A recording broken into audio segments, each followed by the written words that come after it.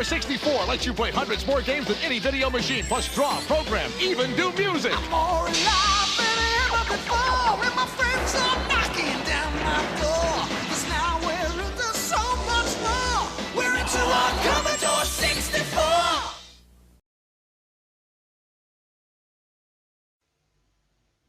The Commodore 64 home computer has an unusually large memory. Remember? It also has all the peripherals you're ever likely to need.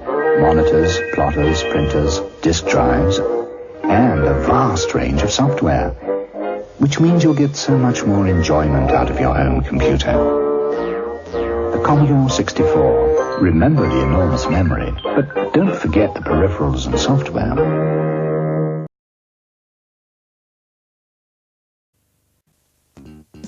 Welcome to Frankie's Nightclub Ruffo, where Friday night and Sunday night are the nights for discos, where you can disco the night away to the best disco sounds around.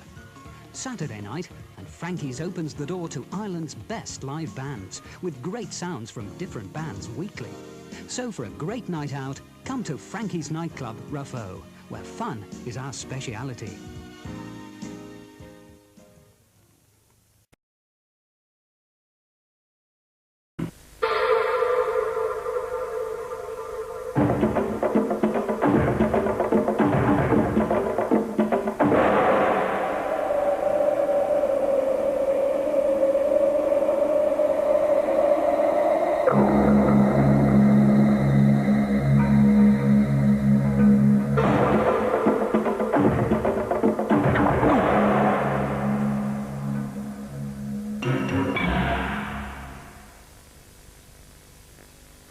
I'm learning fast.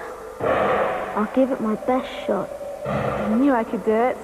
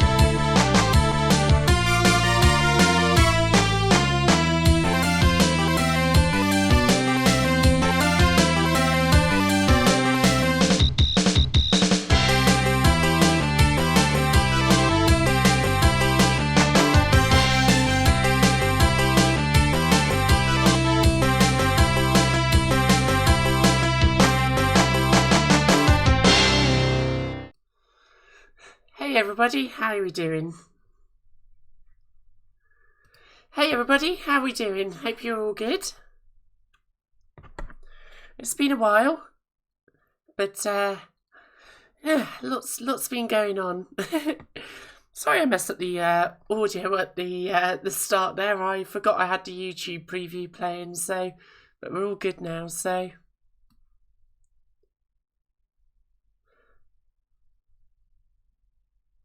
So let's just make sure that all the audio levels are good from now onwards, because we don't want to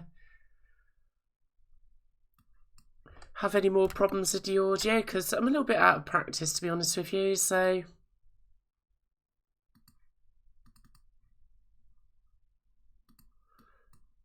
let's just get things sorted here. VLC is moaning at me about the audio. Good to see you, do you see Sierra Free? I hope I'm pronouncing it correct. Yeah, Frankie's Nightclub, definitely the kind of place that needs to be visited, I think, so.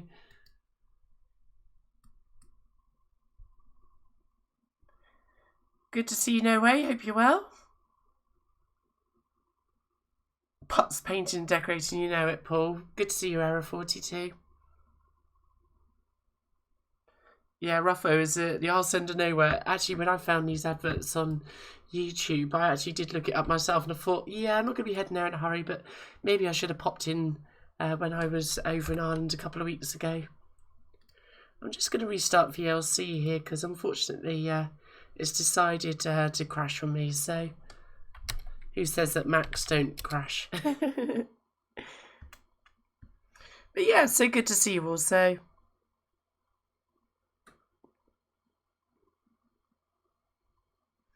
You're watching on your phone, Anthony. I hope you're doing well. I have one message for you, Ant, and this is it. Shag pile. So, okay. So let's just restart the audio here. Okay, I think that should be the audio playing again now.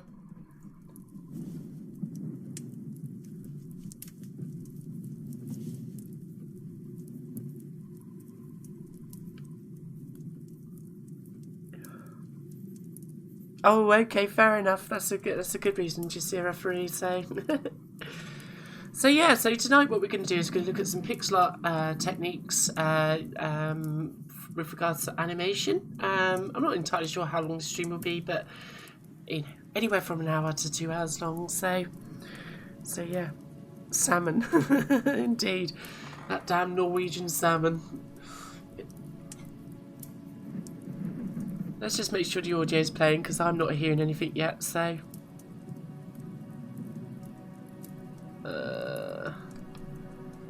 Don't want that to go up. I want. Huh. It's rather quiet, isn't it, if it is playing the audio, so.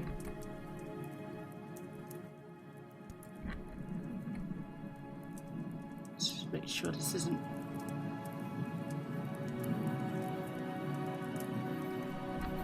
This is a good note. It's definitely playing. Aha.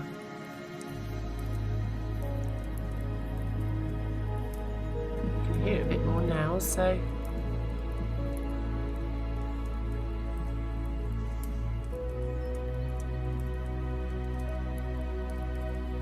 That's amazing that you had the entire motherboard was completely fried. You hadn't placed an A4000T part. Wow. You can hear it, cool. Okay, well I'll just keep an eye on the audio levels because I don't know quite what level this is all playing at. It's a little bit out of my usual setup, shall we say. I've been gradually disassembling things, as you can see behind me. The move to Japan is very much underway, so you can hear it. Okay, cool.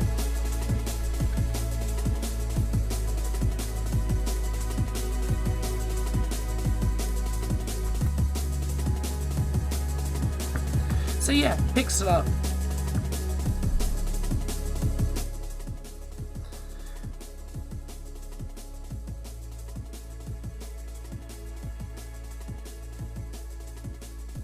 I'm just going to let the audio levels drop down and we'll carry on. Sorry, it's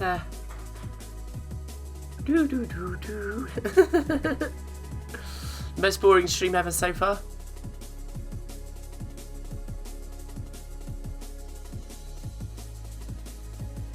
Yeah, how did they fry that board? That is the question. So at the very start of this stream, you saw basically some cheesy music and so forth, some cheesy adverts, which are just a bit of fun, really, more than anything. But basically, you saw a little animated short that I put together. Now, originally when I uploaded it to YouTube before Christmas, I just ran out of time to actually complete it fully. So basically, what you might have seen before Christmas was like black and white. It was a little bit rough and ready around the corners, but you know, it kind of it kind of came together okay. And then after Christmas, I basically painted the backdrop for the dojo and finished off basically colouring all the characters, which was Akane and Lanma essentially, and finished off just some of the animation parts of it. So it seems a bit strange putting it out twice, but that's the reason. I just ran out of time before Christmas to create the final result. So what I want to show you today is how I do these animations using an Amiga with Deluxe Paint. What I'm doing today will apply to any package, whether it's you're using Photoshop and its nascent sort of animation abilities, or something like A-Sprite, which is much better than using Photoshop in that regard, or indeed a retro system like I'm going to be using the Amiga 600 here.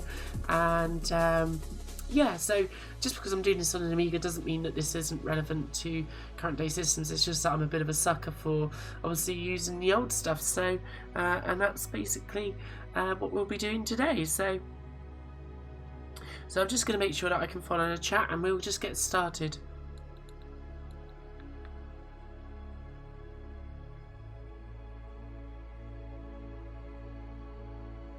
Thank you, Rob. Good to see you. Long time no see. Yes, thank you so much. That's very kind. Yes, it's a big step moving to Japan, but one that I'm tremendously excited about. So, and yeah, it's beginning to feel very real now as things start to get packed away, and I've got boxes over to the left of me here, and yeah, so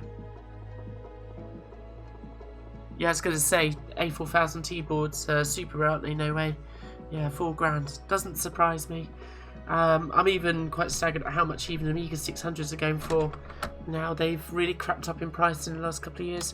So yeah, there she is, working till the end. So so let's flick over to the Amiga full screen.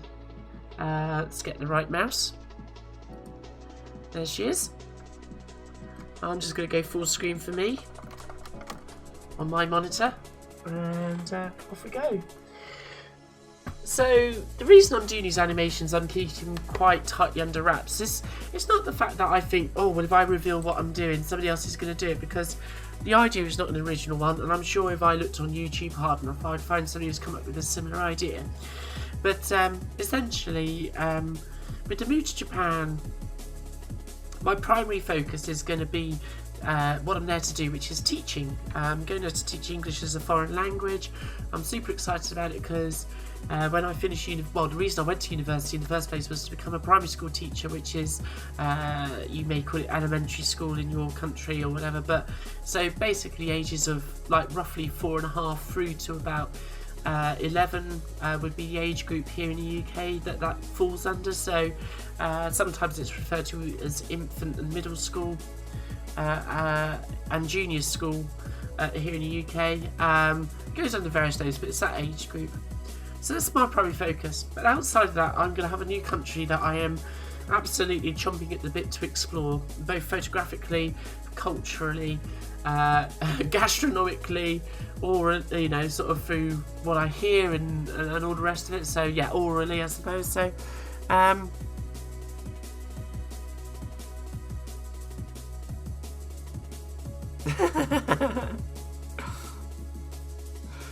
yeah, I don't think I'll be going super des quai des rather. So my Japanese still needs a lot of work, but it's a slow process, but one that I'm enjoying, and I think as long as I enjoy it, I will get there, and immersion will help.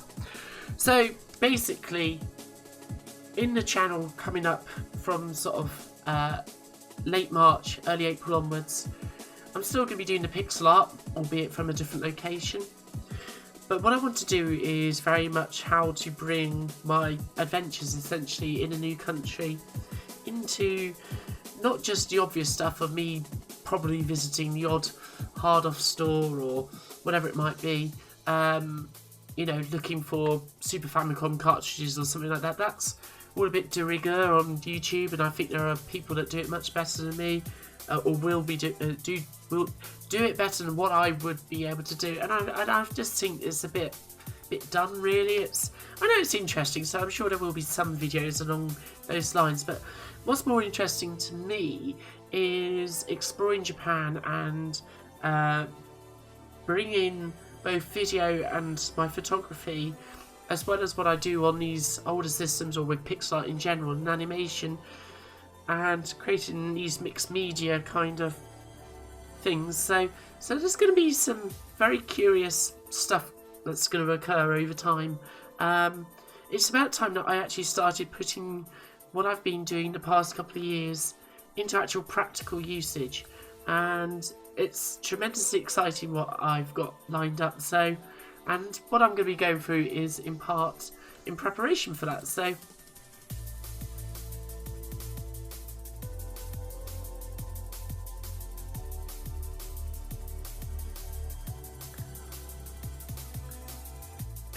no, that's not too bad actually. Do you see Sierra 3? I pretty much can read hiragana and katakana now, so that's good. I've learnt the two of the alphabets. It's just a kanji to go, but of course, obviously, once I have decoded pretty much what the sentences, if they're written in hiragana and katakana, say, it's then knowing what all the words actually mean, and then separating out the words. And yeah, there's a long journey ahead, but it's all good.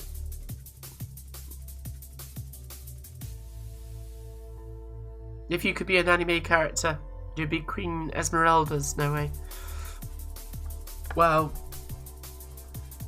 I would be so many different characters if I could be. But I guess if I was being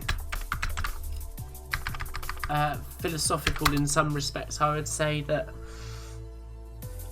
I'm just gonna be me, and I'll embrace both my own sort of personality, and you know, I'm obviously, as we all are, influenced by, I don't know, all things we see, people we meet, and all the rest of it, and we take on their good points, and I don't know, try and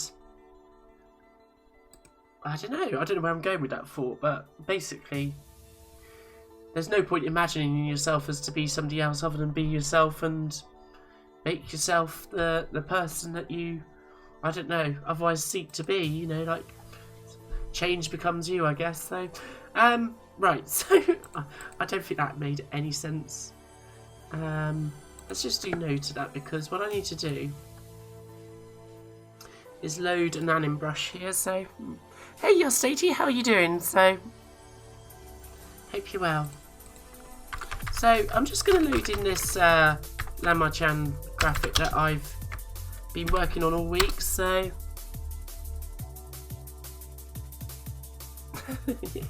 I do like my Gundam. Don't worry about that, I shall be going to see some of the Gundam mecha that's in Tokyo, so right, so let's load this anim brush in, and I think it's probably, I think if I remember rightly from the other night, it's about 48 frames. We can check that by going to anim brush settings. 48 indeed. So let's basically clear this frame, Shift K. Frames, we're going to set the amount of frames to 48. And there we go. So what I can do is I can hold down the Alt key, and so long as I don't move the mouse and just hold and click, I'll be able to paint all of these frames. So what we got here is basically Lama-chan, and they're running and then jumping, and then they're running a bit more,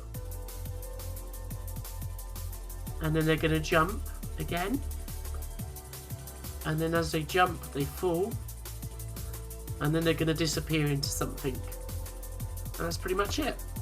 So that's an anim brush in Durex Paint parlance. I will be colouring these cells eventually, but I started with black and white, so I just want to explain this to start with. So if I just run this animation, so let's make sure the frame rate is set to 12 frames per second,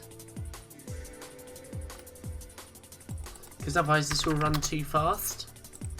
Now this is going to look a bit strange, because particularly towards the end when Lama is basically jumping in and submerging, but the thing is that they're going to be basically jumping into something. Again, I'm not going to reveal quite what I'm going to do with that, but something is going to happen. It's going to require essentially that jump to lead to them being somewhat submerged, shall we say. So if I just step back through this a little bit, when I start a run animation, I always start with basically the full stretch, as you might call it, where basically when you look at an explanation of the run cycle there, or even understand the run cycle, there's always a point where both feet are not touching the ground, and the landmark study in this was Edward Muybridge's photographs of like the horse running, for example, and it was when it was first discovered essentially that there is a point at which none of the horse's hooves are actually touching the ground, as it were, during that run. And of course, obviously, that stop motion thing is what essentially laid the groundwork for animation principles. And so that's why I always start with the full stretch, because it's almost like the maybe the middle part of the cycle, and you kind of need to fill in the gaps around that. Now you can probably do a run cycle in as few as 5 frames, I reckon. You can actually probably even do it in less if it's a sprite. If you think of Mega Man on the NES, I think there's probably only 3 frames of animation for the run cycle, and it's super effective. But if we step through this, what you've got to observe is the front to back nature of the leg. So in this instance, the far leg is clearly behind the front leg, as it were, but they're both off the ground, both feet. But it as basically the foreground foot moves back and so forth, you're going to basically touch the ground almost. So because that foot is pulling our character along. So I would highly recommend that you pick up a book by Preston Blair called, I think it's just called Animation, isn't it? I've got it here somewhere. Yeah, Cartoon Animation. This is pretty much an animated Bible. There are a few others, but this is one that I highly recommend. It goes into all sorts of things. But if we step through, we can see basically at the same time the rear leg is also pulling back from that full stretch and is coming back down to basically now also touch the ground itself. So at this point, both feet are touching the ground, almost. And then what happens is that rear leg then basically moves forwards, sort of like again pull forwards as such, and then we're back to full stretch again. So within 5 frames, we have gone from basically off the ground with the front leg being in the foreground, and the rear leg is also likewise, but by frame 5 we're also at that point. But what we need to do is we can't stop there, because if we yo-yoed between this, what we would have, I don't know if I can show you this, I think I can, yeah, set range. So if I set the range to 1 to 5, and we'll use the range, and then what I'm going to do is I'm going to just slow this way down. I'm going to set this probably to 2 frames a second, so it'll run at as 1/6 of the speed. So now if I just play this continuously, if you observe, what's going to happen is that you're going to get this snapping once it hits frame 5. It's not quite right, because the problem is we've not reset the position correctly. So there's that snap where basically the legs are not back in position. So what we need to do is we need to ensure that we work our way back to the point just before this pose here. So if we look at frame 6 again, the front leg is now beginning to pull back in towards taking the lead position, as it were. And again, we've basically got both feet touching the ground. But what you'll notice is if I go back, the feet is basically the same frame as this. It's basically the same frame, so we can reuse parts of our animation cycle. And then at frame 8, we're basically at the position just before we're back to that position there. So it's really important that you complete the whole cycle and ensure that basically by your last frame you're ready to basically go to that point. So animators will talk about something called keyframes. Now, I'm not a professional animator. I've just learnt this through observation, reading what other people have written about the subject, and just trial and error, to be honest with you. But essentially your keyframes are key points within your motion, and I would suggest that essentially there are 3 keyframes here. I might be wrong, but that's the way I look at it. This would be a keyframe because this is a point at which the animation, if I was to describe it, doesn't go any further than this point. So if I come to the second keyframe, if I come here, that would be my second keyframe here, because it's like the midpoint of the animation for me.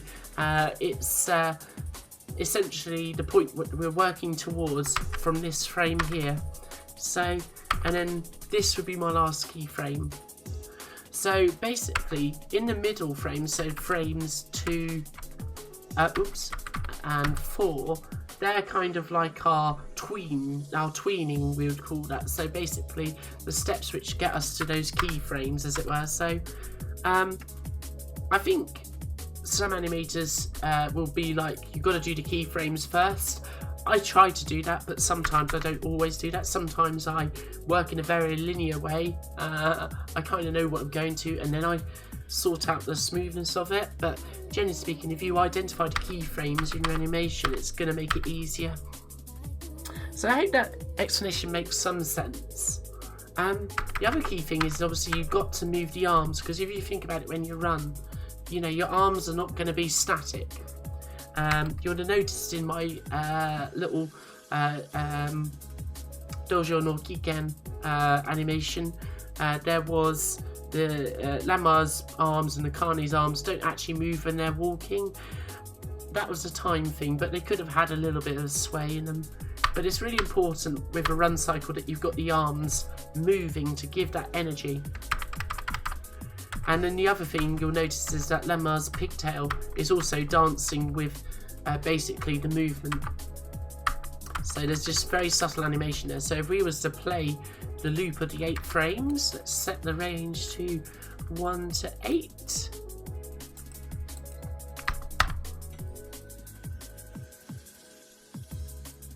Thank you, David. That's so cool. Stay awesome yourself as well. It takes a good spirit to pass a compliment on the internet these days, so thankfully, gratefully accepted, and I aim on being as awesome as long as I can be. But you can see essentially by limiting those 8 frames, we've got quite a smooth animation going there with the run. So now Lama's expression is because they're exasperated, they're going to be chased by somebody. So, and if you follow me on Patreon, you'll already know who it is. Yeah, that's the basic run animation cycle. This took me around about, I'm going to say, 2.5, maybe 3 hours to complete. So, and then if we speed this up to actual speed, for 12 frames per second, which is fairly standard for animation, you can see that it's essentially a continuous animation. For some reason my Amiga is being a bit slow playing it today. I think it's just because I'm limiting the range. I think it's usually this animation, if I set it to play the whole duration, will have no problems. I think it's just a fact I'm limiting the range there. Amigas don't have any problems doing animations, so there you go. Bob's your uncle.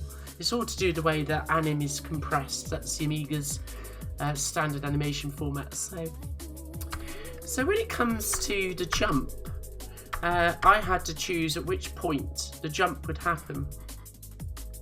And the way that I do this is 2 key things, I think, to learning animation. Number 1 is a mirror, and I think this is important from a point of view from drawing as well.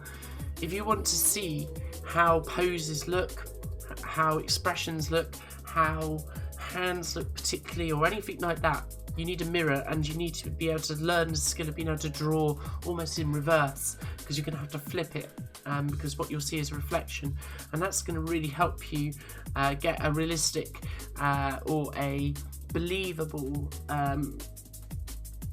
depiction of that pose. The other second thing that I recommend is actually try out what you're trying to animate yourself. So I have been running backwards and forwards, jumping in this front room at times, working out, well, what happens when I do this myself? Where are my feet when I go to jump? What is it that I do to get myself into that position? And of course, the thing with a jump is there will be always a foot that basically pushes you off the ground and thrusts you forwards. And what usually happens is that you tend to gather your arms and your hands together to almost like thrust you forwards. And you do this enough, you'll begin to get a feel for what you're trying to animate. I think I'm just always been somebody, whether it's photography, whether it's drawing, whether it's animation, I'm very much a person who has learned through feeling things. That goes for my appreciation in music as well. But, like being able to sit down and listen and just feel something is incredibly important to my understanding of it. So that running backwards and forwards served a good purpose, because I began to sort of get in my head what was happening when I was jumping. So what we had to do was distill that into some animation frames. So let's step through. So at this point, Landmar's rear foot is about to push off. I've obviously not got the right frame. Let's get the right one. There we go. Okay, so at this point, that's the frame I thought I was on. Landmar is about to spring up. So basically, the first thing that she does is that basically that thrust happens and the arms are basically coming up together. And then the arms get gathered together. And what's happening is that the legs have been folded up underneath, as it were. Almost like a recoiled spring, as it were. So, and then the hands come fully up, the legs are tucked underneath, and then we're at full stretch. So basically, Lemma is pinged up in the air, like so. And by basically observing how your limbs and so forth move, you'll get a feeling for how the joints move and so forth. So, error 42, you're absolutely right. Whatever you picture in your head is probably almost 99% true to reality, because I was running backwards and forwards doing this just to get a feel for it. I have no reservations about doing stuff that looks absolutely daft if it helps get a better result, furthers whatever I do. The same goes with my photography. I will do things that are things that you wouldn't necessarily do to get the right result, shall we say. So that's how we do the jump. And then basically the descent is the same frames but in reverse, but there's a slight difference, is that the legs already drop down at this point, and then this is where Lamar is actually going to be falling. So basically at this point, when you fall, almost sometimes your hands are still outstretched and you're like, ah!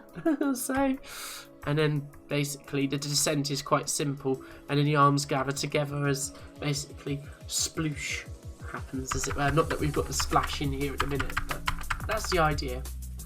So that's essentially what's happening there. So then if we was to just play those particular frames slowly, let's just do that. So we want frames.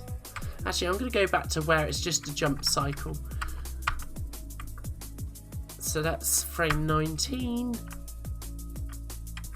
through to 11. So 11 to 19. So again, 8 frames. That always seems like a good number for me for fluid motion. 8 frames at 12 frames per second gives a nice fluid animation rate. So let's set the range to 11 to 19. Let's go OK, and we'll play that now. We might have a bit of stutter because, as I say, so you can see that jump animation is quite fluid. Also, you notice that I do animate Lamar's pigtail, because obviously as you jump up, the wind is going to catch it, it's going to pull it upwards as the air catches the underside of it and pulls it up, and then as you descend, it falls back into place again, so as gravity restores order, as it were. So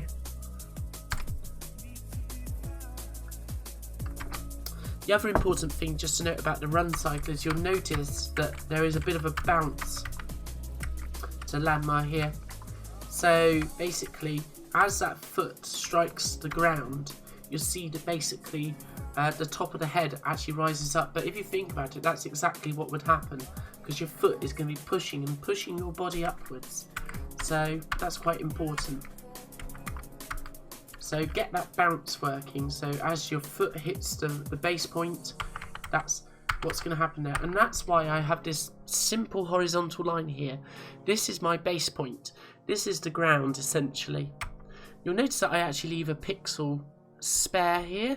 Very simple reason for that. I just find it easier to edit out the line when I actually place it down onto my scene that way, because I'm absolutely certain of where my character stops, as it were, rather than potentially cutting at the bottom line of the frame. So yeah, so that's essentially it. Hey Merlin Katamari, how you doing? Hope you're well. So the end result, if we do this, is let's set the range to all frames if we haven't already. Let's set our frame rate to 12 frames per second. There we go, we're already there, and we can now do this. And so what we have is basically a nice animation. I can repeat certain parts of it because of the power of anim brushes in this case, but it's fairly straightforward with modern packages to repeat your animation frames in Sprite. But anim brushes are superb. I love them in Deluxe Paint there. Just so much fun.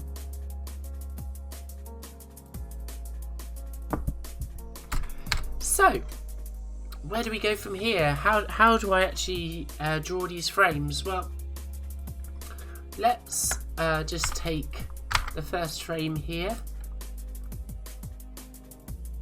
Just going to do this as a standard brush, and I'm going to set the number of frames to 2. It's just going to delete a whole bunch of frames, but that's okay. So I'm going to clear all frames. That's by right clicking and clear, and there it is. So let's just pop Lemma there, and then if I go to anim, and we'll just turn on the panel, so which is alternate as well. So if I go to the second frame, there's nothing there. Now you have something called the light box in Deluxe Paint. Now I'm going to be honest, I don't actually use the light box very much. The reason for this is that I find it easier just to take the part of the character that I'm not going to necessarily be changing. So in this case, I could take Lammar's torso here. I'm going to turn off the light box here a moment. Oh, hopefully. Leave that one on though. There you go. Let's just position this in the right place. Stamp like so. And then essentially what I do is I yo-yo between the frames with my fingers on the 1 and the 2 keys, because that's frame forwards backwards in Deluxe Paint, okay? And then I will just draw with another colour that I'm not using, say this blue. I don't know how well this will stand out on this bright pink, not too bad actually. And what I would do is I will work to adjust the position of the legs essentially like so, by just basically doing it piece by piece with the line tool. It takes a bit of practice, I'll be honest. There is no overall shortcut to doing this well, I think. I think it just comes with a bit of practice. And in fact, actually what I do need to do is copy that line, because this is the baseline, remember? It doesn't have to be exactly in the right place. But by drawing in these frames like so,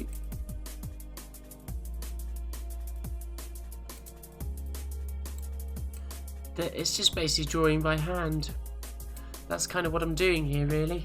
And I probably need to just slightly tweak this leg position here, as this is a little bit awkward.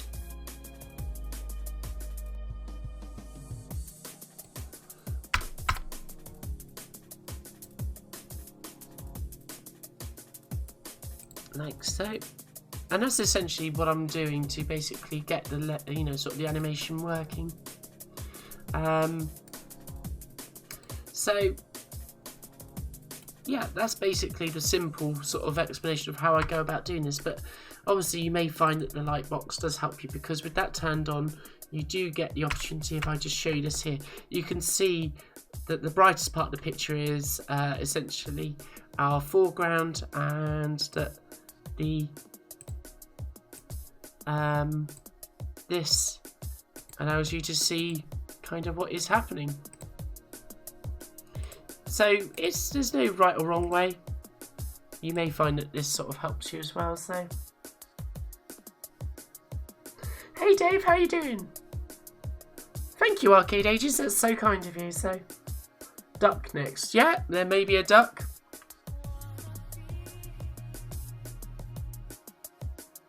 You repaired your first generation Xbox 360. Well done, Merlin Katamari. That's some skills there. Skills that I don't have. So that's essentially how I do it. There is no shortcut to animation as such, really. It's just about drawing each bit by hand, really, to be honest with you. And just looking at the fluidity and practicing. But that's the way that I do it. I basically take apart the character that I'm not going to change to start with, work in sort of the movement with the legs, and then I'll work on, say, the arms and so forth. So, yeah. So you end up with sort of like an end result that looks a bit like... So if I was to... Let's just do something here. Let's get rid of the animation panel. Let's clear all frames. Let's set the frame count to 48 again.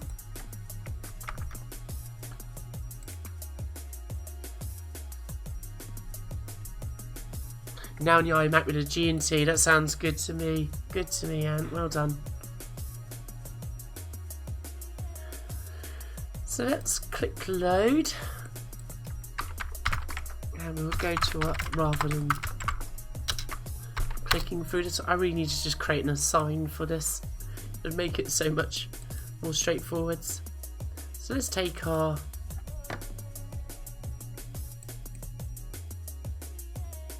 Well, actually, I've done this wrong, so this is going to complain to me.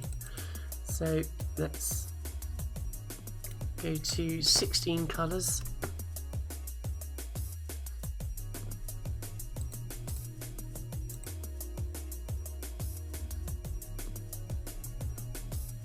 Hope you're enjoying the track in the background. I don't know whether you're listening to Henry jump at the moment, but it's one of my favourite tracks at the moment.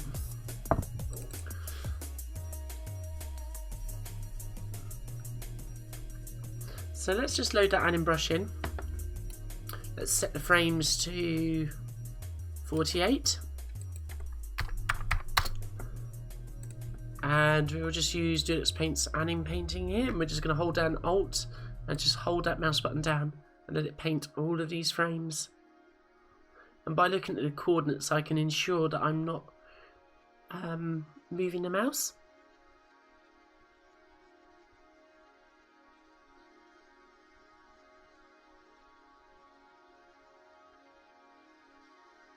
There we go, that's all frames, we didn't move, good. And then I think the rate should still be set at 12, but let's just double check. Yeah. And then we've got our animation there. So to exemplify some movement, what we can do is we can create a stencil. I'm going to lock all of the colours that Lama-chan is in. I'm going to create myself a little brush here. Like so. I'm going to pick that up. And I'm just going to stamp. Actually, I'm going to go to the spare screen and do some painting of this. So I did that by hitting J. And I can just do this with some simple dots. Almost like Morse code if you look at it. And leave a bigger gap here. So just make sure we're in the same length. I just want to make sure I don't cut off anything there, like so here.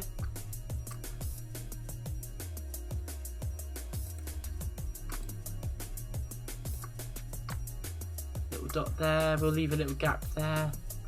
And now I can just pick up these as brushes and I'm just going to flip them. Put this down the bottom. And same thing here, just flip this one. So, I'm going to pick that up as a brush. Okay, I'm going to flip back to the animation. And you can see our stencil is ensuring that this goes behind jam there.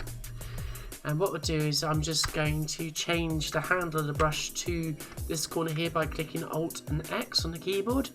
And I'm just going to pop this here, undo that, go to the move request with Shift and M, and I'm going to say that the distance is probably going to be 400 pixels to basically move this across the screen. I'm going to say do this in 12 frames. And I'm just going to preview this, and you can see how that's moving across the screen. I'm going to make it go a little bit further. So let's make it 600 and say 620. There you go, like so. And I can just draw that. So.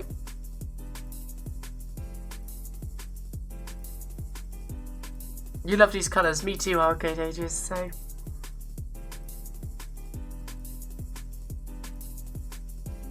How many times have I said how many do I need to make an assign? I lost count a long time ago, Dave. Yeah, I'm loving these colours too as well, Arcade Ages. This is what it's all about. We've got to get the good vibes flowing with our retro wave aesthetic here, so. I do hope you're enjoying the stream, guys. I know that I'm not a fast and frenetic streamer like some people, but just having fun. So, and I'm having fun with you guys, so thank you for joining me this evening. Volume is good, yeah, good. Good vibe, yeah, this is a great mix that's on in the background. I love my liquid drum and bass. So I'm going to just draw that again. Like so.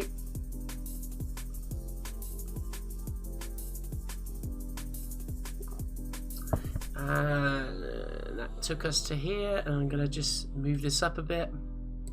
Undo, Shift M, draw.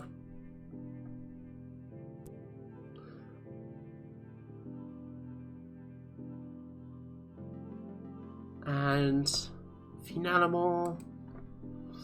Do that, do the same thing again.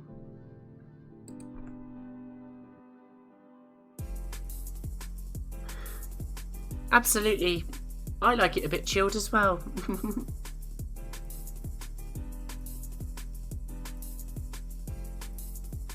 That's just my nature, really, so. Sometimes if I was any more relaxed, I think I would be horizontal. That's the way I look at it. So, okay, so that's all good. Now what we can do is we can mix a new colour here. So I'm just going to create another deeper purple here. So let's just bring that over here. Oh, I could use magenta even. Let's go for something along those lines. Yeah, that's good for me. Now by going up to mode and colour, I can basically just use the foreground colour as my brush colour, and I'm going to adjust my stencil to avoid the cyan make, and that will go behind like so. And then I'm going to go to the first frame. Actually, I'm going to probably go to about frame 6 like so here, maybe just there. Undo. I'm going to make this go slower because, sorry, that's the wrong thing, Shift and M, because this is like a rear animation, so I'm going to preview this.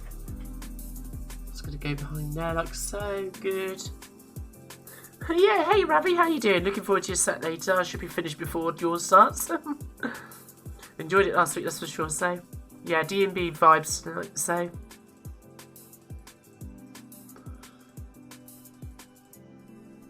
That's what I love. Well, that and Belgian progressive trance. I like too many kinds of music, to be fair, to be pigeonholed to one thing. Now, did that actually do anything? I don't know that that actually painted my cells. Right, do that again. I think it's because I pulled up the stencil requester by accident. Let's do that again. 24, draw. There we go.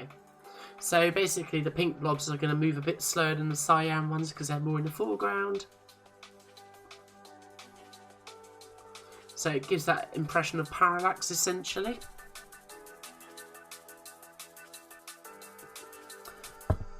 And then finally, we just need to fill in some gaps here.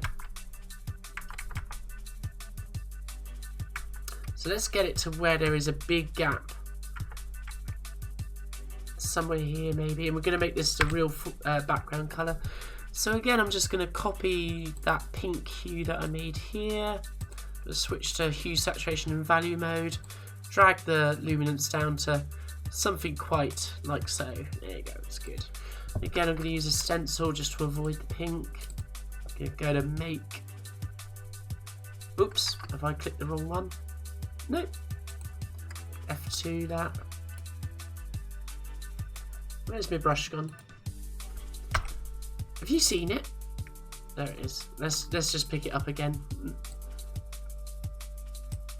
Where's my washboard? Turn the stencil off a moment. F2, there we go. Turn the stencil on. Huh, it doesn't want to show it. It's probably because it was previously another colour. Okay, let's turn the stencil off. Go back. Now we're back again. Back once again for the Renegade Master. Depaint for damage or power to the people, I guess is what some people might say if they were mad like me. I like that. I like that. Depaint for damager. That works on so many levels. Cool. Let's turn our stencil on. It don't want to show a stencil. What's going on? Oh, hang on. I've locked the background. That's why. I've been a numpty. So I can just undo this again. I'm going to move this. And I'm going to make this go super smooth at 48 frames. I'm going to draw that. We're going to let our 7 MHz 68,000 Amiga 600 draw that. So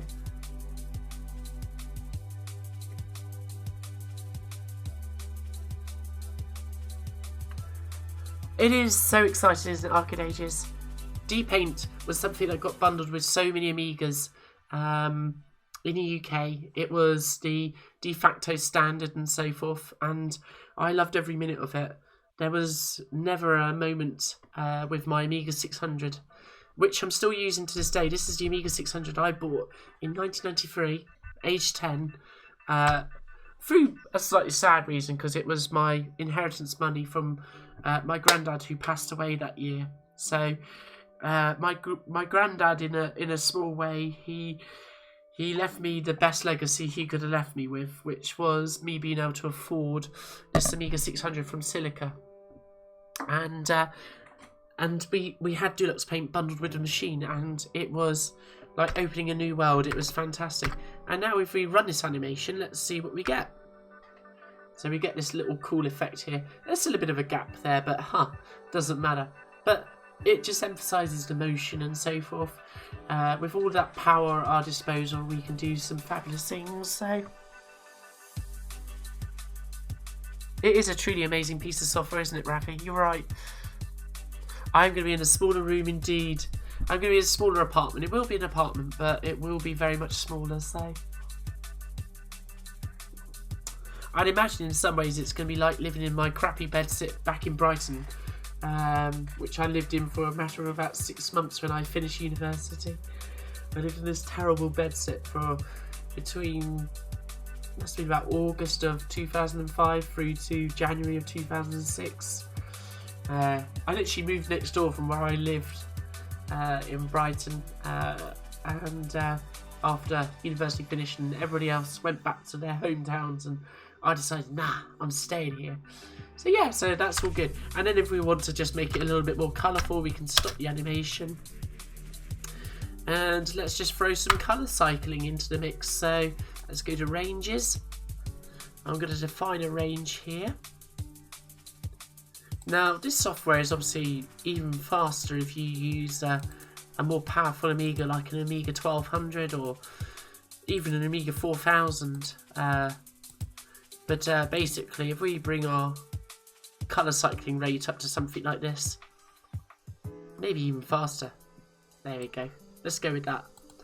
I can hit the tab key. Colour cycling starts. I can start our animation.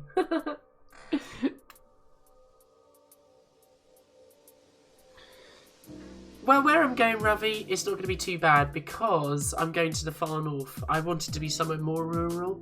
I'm going to be enjoying my time in Tokyo.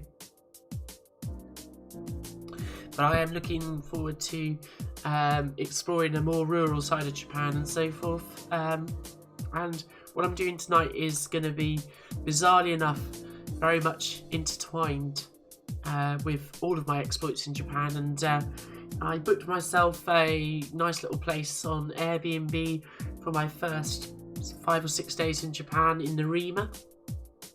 Narima, for those people who love their anime and manga, is a bit of a...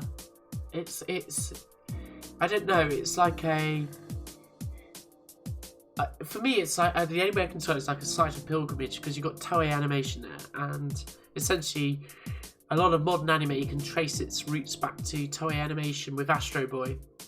And of course, obviously, Toei Animation was responsible for Sailor Moon, which was arguably alongside Llama 1/2 the anime that really got the West hooked finally on anime, albeit through bad dubs to start with. And yeah, so much anime, Doraemon, Urusei Yatsura, Llama 1/2 and so forth have actually been based in Narima as well.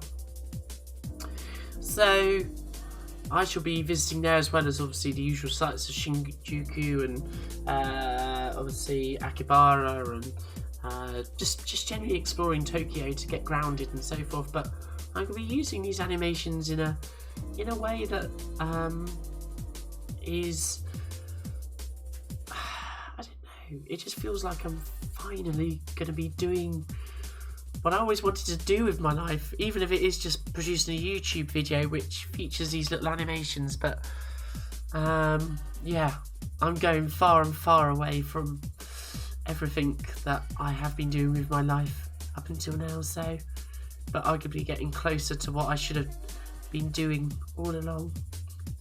But hey, bills happen, rent has to be paid, life goes on, and that's why I'm where I am today. I wouldn't change a minute of it, so. Thanks, Jason. It's great to see you. That's so kind. Thank you for the awesome comment. I do hope you're well. It's so nice of you to join us. I'm glad you enjoy the music, guys. Liquid drum and bass for the win.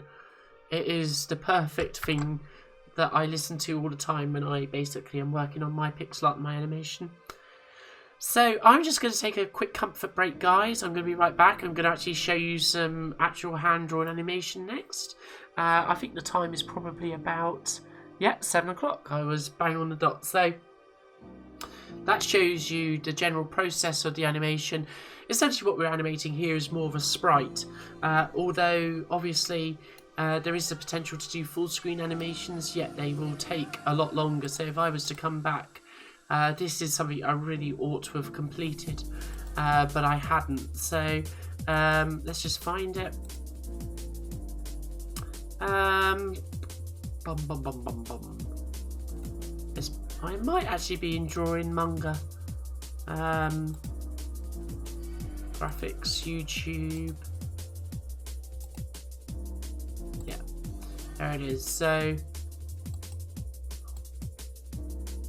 actually, I can show you another couple of bits here just quickly, and then I will take the comfort break. Doobie-doobie-doo. ASEAN Lookup. That's the one. So I really ought to have finished this one, so this will delete my spare page. I'm fine with that. This is what I love showing about the Amiga, because obviously people of a certain age will know it as a games machine. But for me, it was very much a games machine and a productivity machine. This was my gateway into what I do now. So I've not finished this, as you can see, but this is basically an animation of ASEAN Nakano from K-On! Essentially, I wanted to animate full screen animation, and essentially the reason why this takes so long is you're drawing each frame by hand, because when you rotate something on this older software, so let's say I grab this as a brush, like so, there she is, and I go to brush rotate any angle. Now I can drag it up a little bit like this, which will get you the tilting motion. Now obviously I'm using a 7 megahertz computer here, which is a lot slower than any mobile phone these days, so it takes a little while to do this. But what you'll see when this comes back, there she is that all of those fine lines that have been hand drawn through pixels have become quite jagged. So essentially you have to redraw so many of them to get them smooth again. So if I go, let's see what the frame rate is set to. That doesn't make sense, 11 frames per second. So even doing something as simple as that required drawing all those frames individually, and I do want to finish it. I will finish it, so I'm so glad it was a dream come true for you Arcade Ages. I literally cannot wait. So I know I'm going to be jet lagged, I know that I'm going to feel like a fish out of water, but arguably I've done some of my best things in life when I've been out of my comfort zone, and bizarrely I feel like I've been out of my comfort zone for years and years and years, doing what I do as a day job, but it's never gelled with me.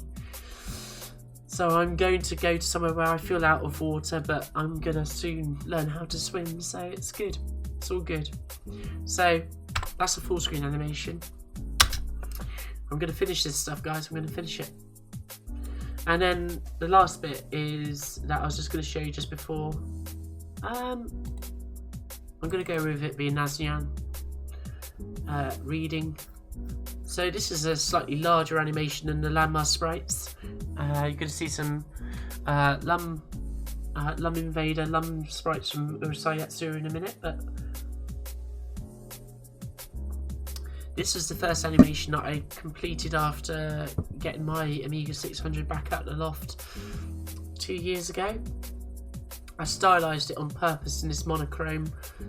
Generally I do use full colour, but I wanted to use this mauve monochrome just as, I don't know, just a stylistic choice. So, and that's where we get to. I love K-On! Melon Katamari. Some people don't like moe anime. It goes without saying that I love moe anime. But then I also love other things as well. So let's run this at 12 frames per second. So Asnian is reading. And we've got a little cat. Because obviously she's Asnian. Yang, yang. So yeah, so that was the first animation I completed on my Amiga after digging it back out after, well, it had been dug out sporadically in the last 20 years, but it had been pretty much living in a box for 20 years or so. In fact, probably 22 years, because in 1996 I got an Amiga 1200 and it didn't often see the light of day until 2018, and now, to be honest with you, I use my Amiga more than I use my Mac. Hey Kev, how you doing? Hope you're well. I can't wait, Anthony. I really just cannot wait. I know that I'm gonna cry bucket loads at Heathrow when I leave, because the people that I leave behind, like my family and my friends locally and so forth, are gonna be thousands of miles away. But on the other hand, I'm gonna have you guys, you know, as Paul Era 42 said to me on Twitter today, you guys do have my back, and I am sincerely touched by it. I really genuinely am. So I'm just going to load up my pitch that I did for Amiga Ireland. They had a Commodore creative competition back in, well, it was only a few weeks ago, wasn't it? So I came up with an idea which relates very much to the feeling of saying goodbye. Just got to find it now.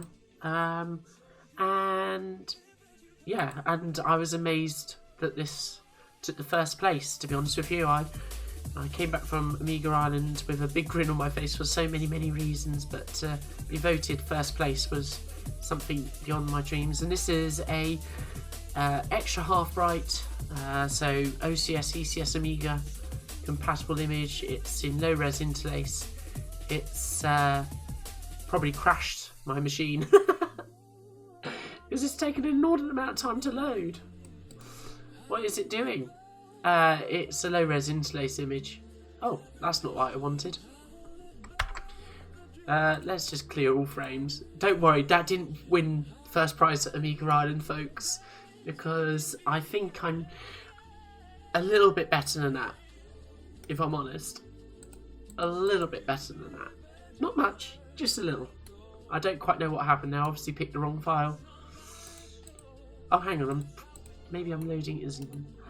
Who knows what's happening? Let's try again. Yeah, that's the right image. So this is a full overscan image. It's best viewed on the CRT. It's in interlace. It's 64 colours. It's Sayonara Okasan. And yeah. Thanks, Kev. You're always so kind. So this was drawn over many hours. And I'm just going to take a comfort break, guys. And I'm going to be right back. Enjoy the D&B vibes.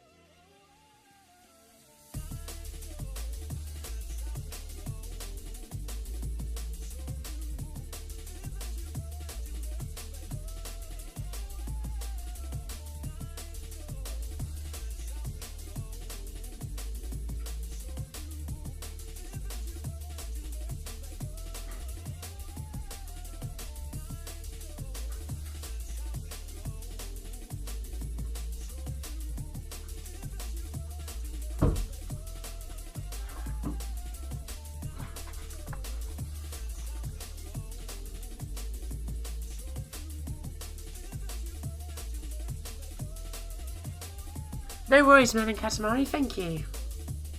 Hope you have a great rest of your evening.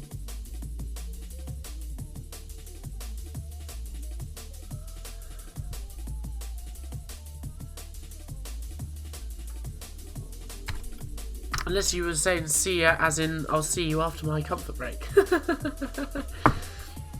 So yes, so let's move on from this. I'm just going to start from fresh. Depaint.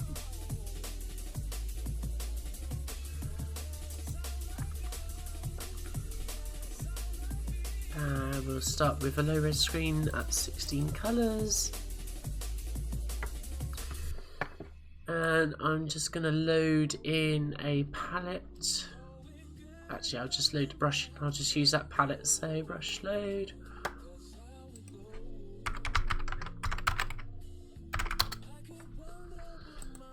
So some of you will have seen that I've been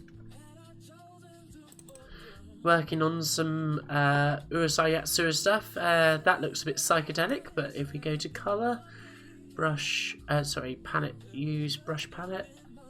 There we go. So there's Lumchan. Yeah, that's what you meant, learning Katamari. Oh, I was going to say, yeah. I'm going to miss you, but you're still here, so good. That's a great question, Paul. How many pieces of animation do I think I've done since getting the Amiga back out again? Well, still pieces and sprites and stuff. I don't know, it's probably been about... Well, I've probably done about 20 pieces maybe, like finished them, which doesn't sound a lot, but I do have a, sometimes as any creative person will tell you, they sometimes don't always finish exactly everything that they're working on, shall we say. Sometimes there's a little bit of a delay, but animations I've probably only completed... Well, completed 2 really, isn't it? It's that ASEAN one and the Dojo no Kiken animation, isn't it? Which doesn't sound a lot, but I've done a lot more tests and stuff in between, and this is why I'm excited about where this is taking me now, because I'm actually going to start producing stuff that I'm going to use, that gets completed, that gets featured, rather than it just being a hypothetical, let's just do this for fun kind of thing. So I'll just load this one in as well. So there you go. So we've got Lumchan sitting there as well. So I'm not going to animate the bit where she sits down today, because in some respects I'm going to make that a little bit easier for myself, because anybody who knows Urusayat and obviously Lum is that she can fly, obviously, because she's an Oni alien. So I don't necessarily have to get the animation perfect of her sitting down, as it were, but what I can do is work on the walk animation. So let me just get a drink on the old go here.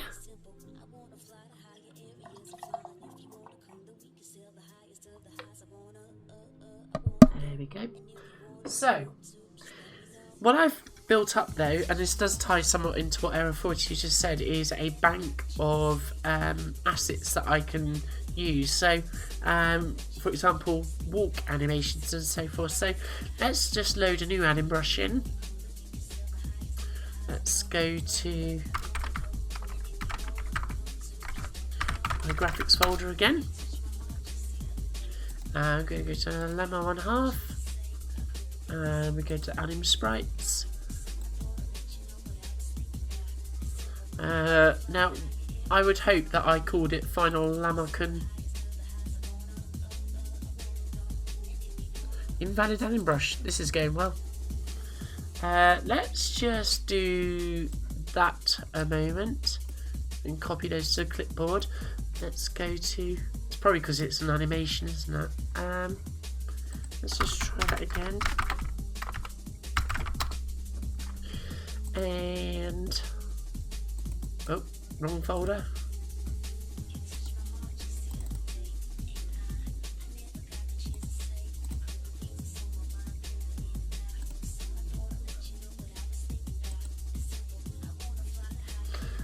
Yes, so it's actually, yeah, that's an anim. Let's just... I've got all sorts of stuff in there, so let's just do Final Lamakun. This might be the full thing, I don't know. Hopefully it's just the black and white, so... that's the full thing. I don't want that. Let's go back out of that. Let's go to frames. Delete frames.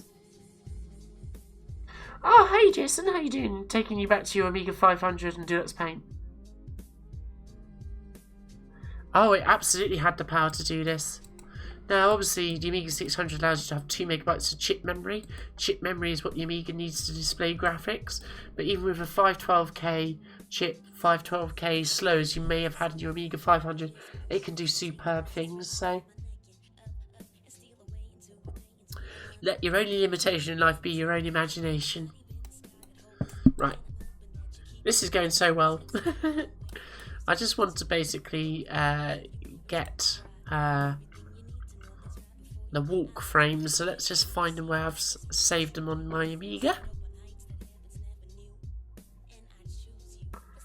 I do, Kev, don't worry, it's all backed up, and I've been speaking to a few guys when I went to Southwest Amiga group of how I can actually take a complete backup of the compact flash card itself. But yes, it's all saved on here as well. So it is all backed up.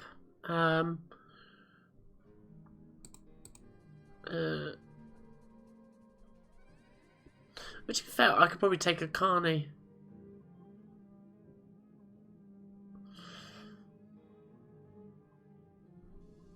Or let's just take the Lamma one. So, but yeah, absolutely everything is possible on these older systems. I mean, obviously, eventually you'll run out of memory, but if you've got quite a fast Amiga, you can play animations from hard disk. You don't have to be limited to what your Amiga can display on screen. Okay, apparently I've got an anim brush, but I'm not so sure.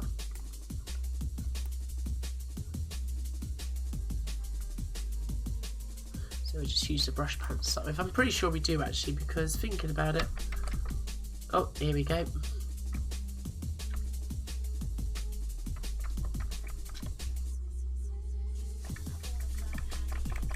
There we are. There's Lamma. Come back here. Okay, so what we've got here is eventually a basic walk animation. Here we go. So you can see it's a much gentler sort of, almost, I mean, I've drawn it as a little bit of a shuffle, but I kind of find it cute. So Lamma is walking there. So what we can do is we can steal some frames from this. So let's find a point to start with. So let's start with there. Let's set our, I think I did the walk animation again in 8 frames. So let's do 8.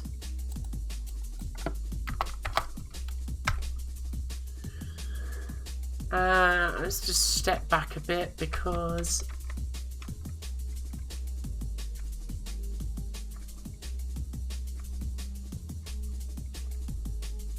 let's start there. Okay, so let's do Alt, click, click, click, click, click.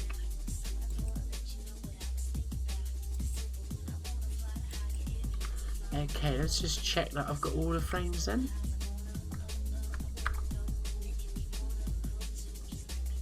Now obviously Lamma's moving a bit there, but I think we've got them all, so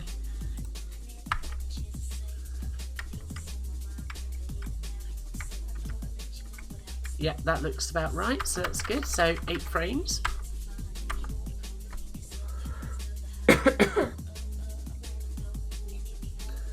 So what I need to do is take these legs of mine, and I'm going to transpose these on Lum.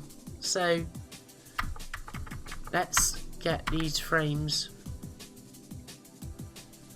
all in one place. Ooh.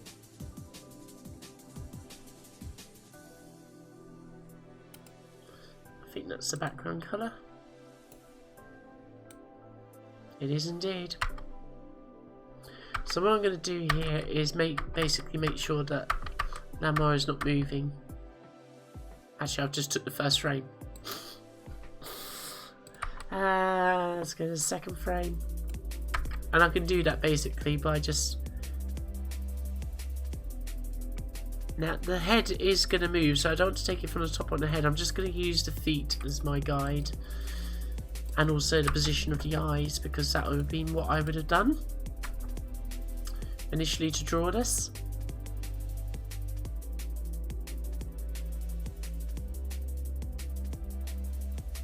I think that's about right. There we go. Let's take this one.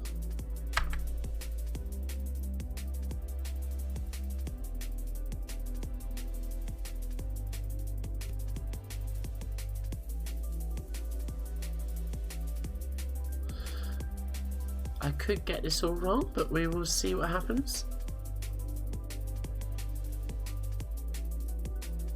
I'm going to go with there.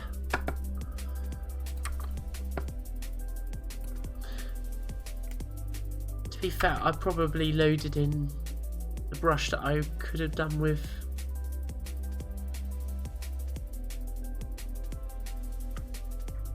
There we go. Not loaded in now. I'm sure I have a better one somewhere, but oh, hang on, that was frame 8. Didn't want to do that. Oh well. Let's get this right. There we go. So, all this to steal a few frames of animation, huh?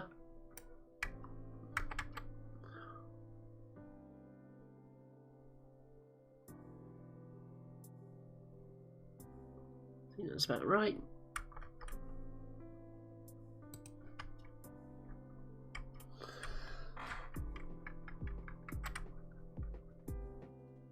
That's not right. Let's try that again.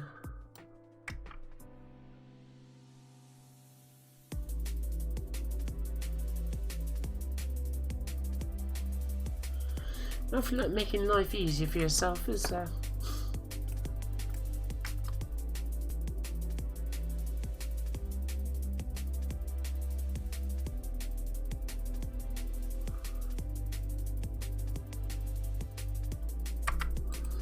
Scary there.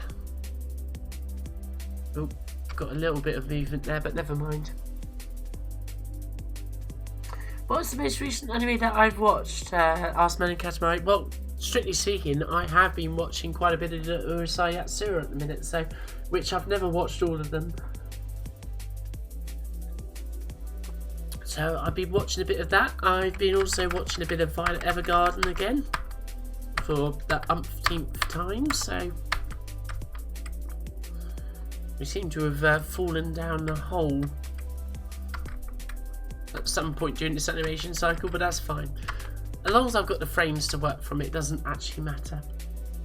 And then what we'll do is we'll get our lump brushes back. I'm going to use the brush palette. It doesn't matter that Lamar has become rather discoloured, shall we say. There we go. We'll just move Lumchan sitting down out of the way for a moment, so here we go. I'm going to draw that baseline in as well.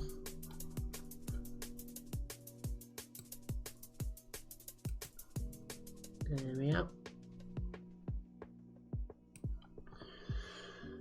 So essentially what I'm going to do is I'm going to use this as my model to adapt this into a walking animation. No worries, Arcade Ages. I'm glad you're enjoying it. So you've got to have headphones to do this, or good speakers. Unfortunately, my hi-fi at the moment is somewhat obscured by the fact it's got lots of boxes in front of it. So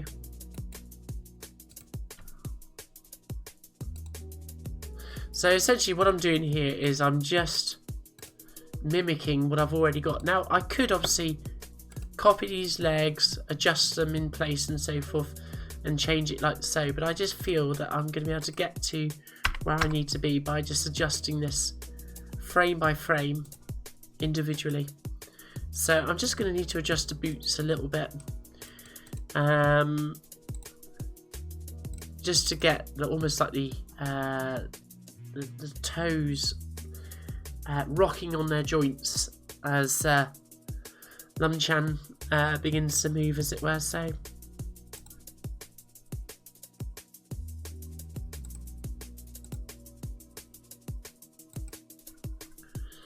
okay, now that should be pretty much the first frame. We can just copy that. So this goes to show that if you're maintaining the same style for a set of animations, you can very much adapt in place. You don't need to use that light table all of the time. So one thing I would like Duets Paint to be able to do is actually set your what you see when you zoom in on the left hand side to be of something else. Just, not, have the option of that, but just because it can make life a little bit easier, but it doesn't have that. So we'll do this at full view, as it were. So here I need to basically get Lum's knee to bend a little, like so. Just going to keep coming down, make sure that the knee is roughly in the right place. I'm just going to draw in just some lines here. Now I can zoom in and begin to block in a bit of the boot here. So really what you should be taking away from this is that, again, as I said earlier, there are no shortcuts. There is only just practice, practice, practice, and you'll get there. So here I can just move this little bit of the tiger stripes across.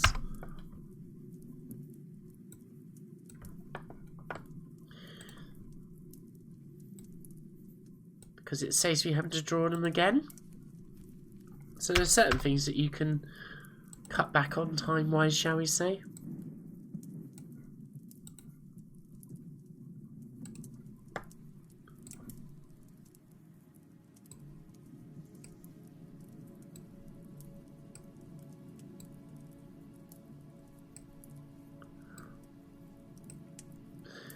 So yes, this is very much the first part of the animation sequence for walking.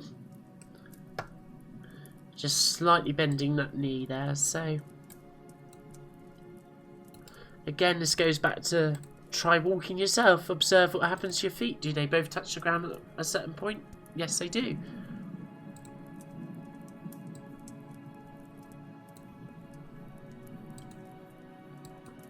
And this foot here also needs to bend upwards a little bit. So what I'm going to do is I'm just going to very carefully trace this boot here, because I don't want to have to redraw those little sort of almost tiger stripes again on Lum's boot. So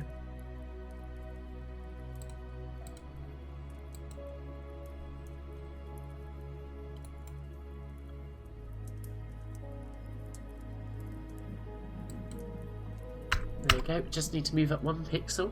It does go a bit sometimes sort of like when I describe this as a bit like, and then you move it just a little bit and adjust it. You move it a little bit and adjust it, which is a bit like that famous Fast Show sketch, but that's just the nature of the beast, I'm afraid. When it comes to this kind of stuff, it's just about putting time into it.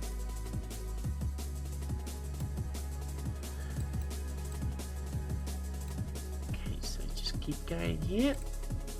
Might just extend the yellow to go a little bit further. So.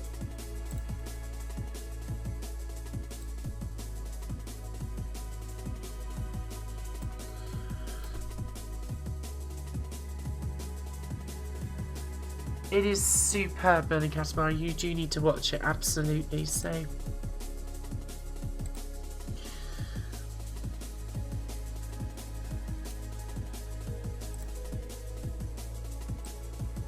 one of KyoAni's finest.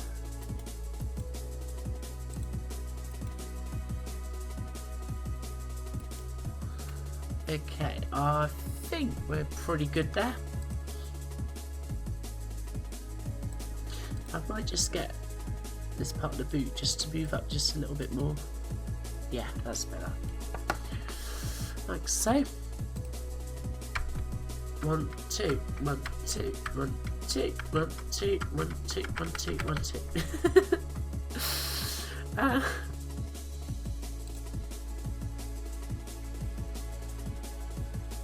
So I might actually just put a bit more of a bend in Lum's knee here, actually.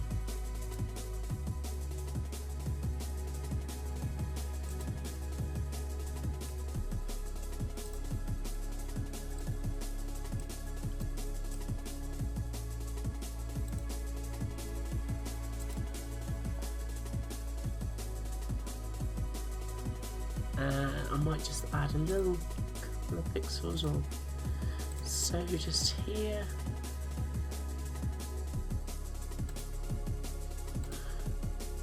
Just because it's going to shift. Lum's bum, shall we say.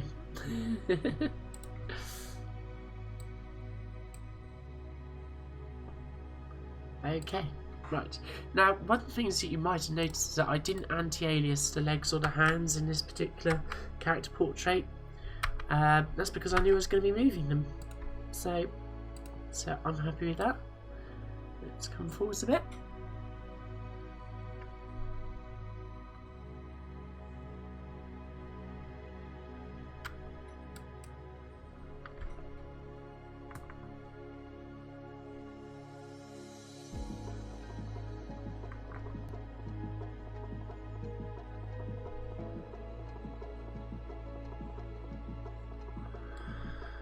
And yes, we now need to move the legs a bit more. So essentially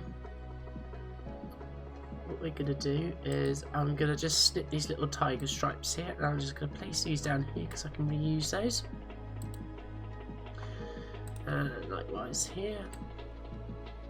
So whilst you can't take whole chunks of stuff, you can reuse stuff and repurpose it a little bit. So here what we need to do, I'll do this so you can actually see it, is that we need to basically get this front leg flicking forwards more. So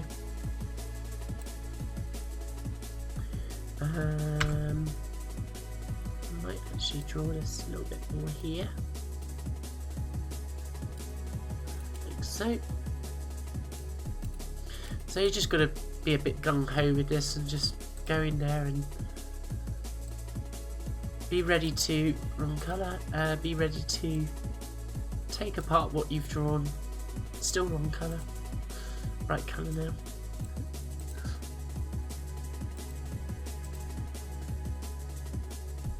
Let's get this boot right, like so.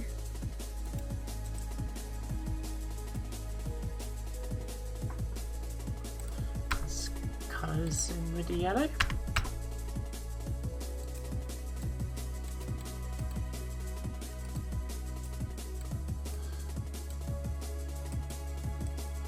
Looks like I've managed to just about preserve those little tiger stripes there without completely destroying them, so let's take a bit of those.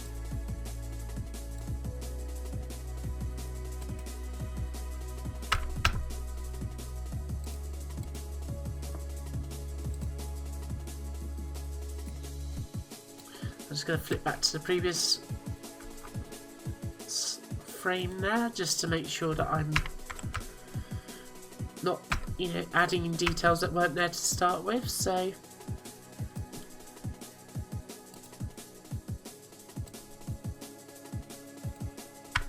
and again, so it's just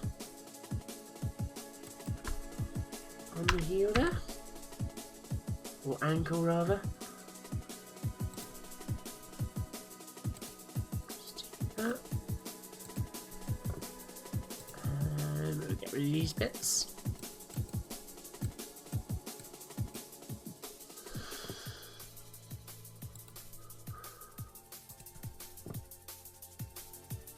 Okay, I'm sure I could do a bit more work on Lum's boots to tidy them up a bit. They're looking a bit rough and ready at the minute, but as long as the motion's good at the moment, I'm okay with that. So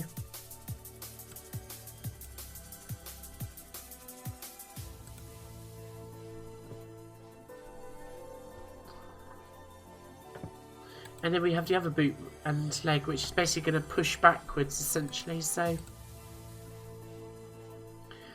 here again, I just basically take the same process.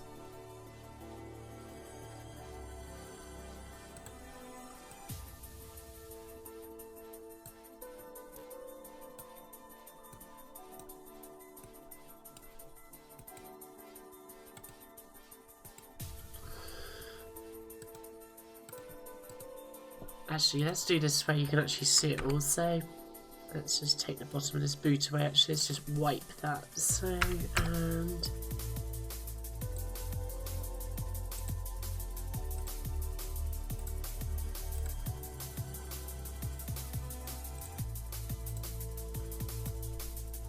so. I think that's looking good, and then let's clean up these pixels here. And here. Here. Like so. Oops, wrong colour again. Why did I choose that one? Let's get that little block there. And I think I can... Oops. Not picking the right colours today for some reason, am I?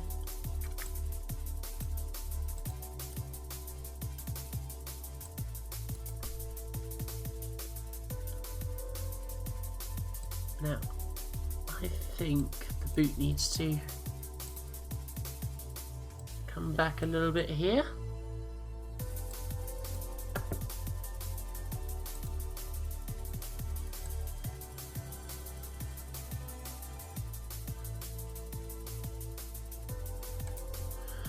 There we go.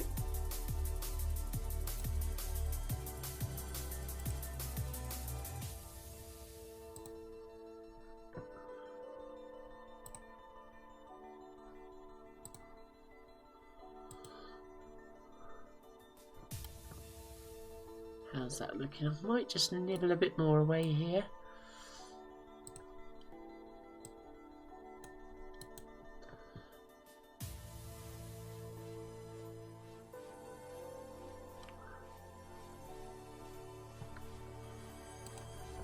So let's just see how that's looking. Yeah. Now the boots do need a bit of tidy up because you can see that basically I'm beginning to lose detail in the boots themselves. So what I might do going forwards is actually just wipe out those, because I'm going to do those separately, because I just think it's going to look jarring if I'm messing about with those as well as animating at the same time. So because we do want to work towards a result hopefully in the next 20 minutes or so. So let's do that to speed things up a little bit. So there we go. I've got some doubled up pixels here, but that's fine. It's just I can clean all that up as well. So that's looking fine.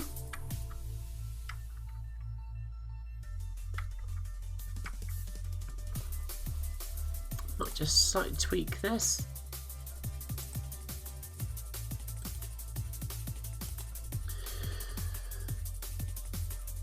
Those boots are made for walking, that's absolutely right, Paul. And if your name's Arturu Maraboshi, they're made for walking all over you.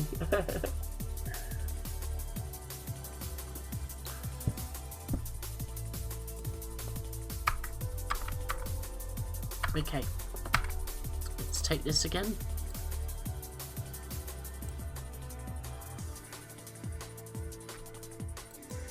So here you can see that the rear, sorry, well it's the closest really technically leg is actually now lifting off the ground, so we've got to do that. So again, same procedure. Actually, I'm going to do this so you can see it full. It makes it a little bit more difficult for me, but because obviously I don't get to see what I'm doing so easily, but I'm just going to draw in just a little bit. So the bit that basically your judgment of like how far should I animate in one frame is just going to come through experience. But yeah, you just got to sort of start with something and then you can improve it as you flick through the frames and see the actual result appear on the screen. So don't expect to get it right first time. I certainly don't. So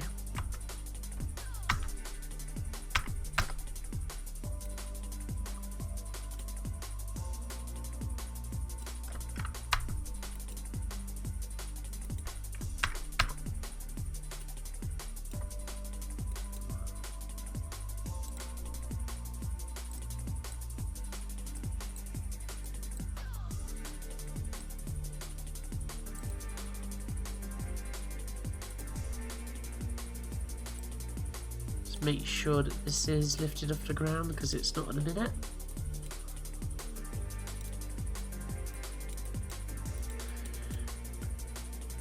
So essentially what I'm saying through this part of the process is that once you've built up your initial sort of basic walk cycle for your style of whatever it is that you're working on at the time, just reuse it. You know, why reinvent the wheel when you've already got something that's perfectly functional that you can use? So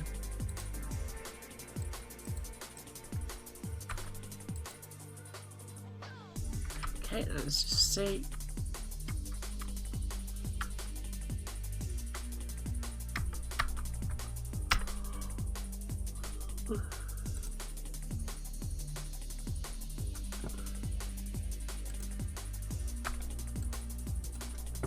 Okay, like so. And now this leg needs to lean in a bit more.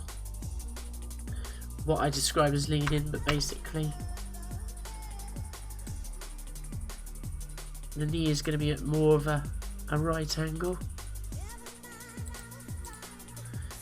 Not at a right angle obviously, but a little bit more angular than it was before. You'll notice also that I'm not worrying too much about my stepping of pixels at this stage. That's the process which gives you nice even lines and so forth that look professional. But for now I'm more concerned about getting the actual motion correct, and I can perfect each frame once I've got the general motion working well.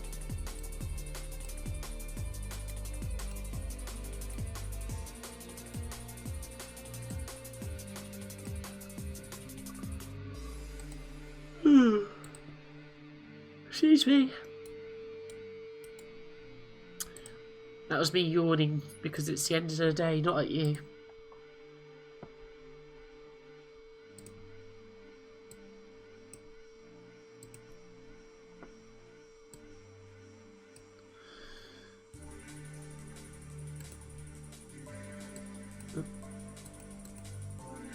Just adjust these boots a little bit in terms of how they're wrapping around the calves.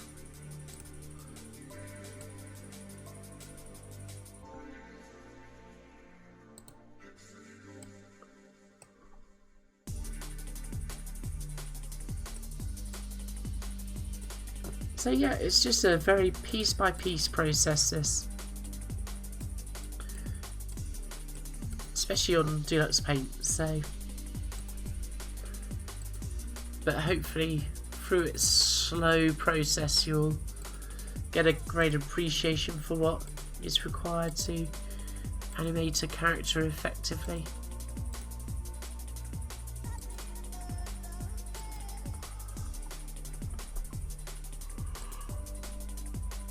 Okay, and I might just bring this down a bit further. Like so. And probably just bring this foot back a little.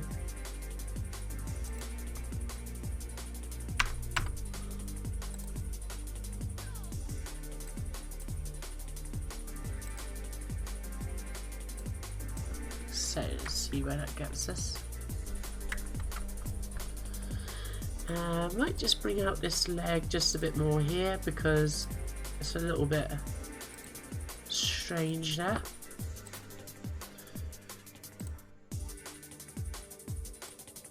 Un peu étrange. Voilà. Okay.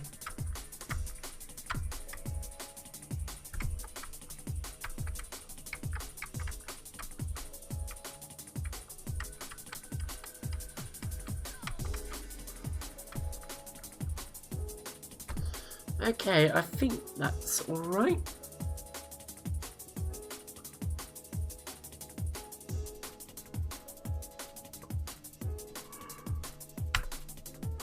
Whew. Let's just bring the boot out just a little bit here, I think.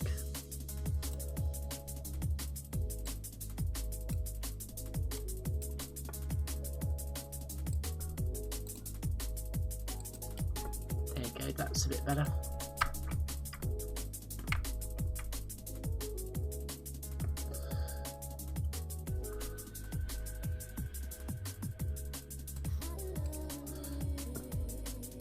Yeah, I think that's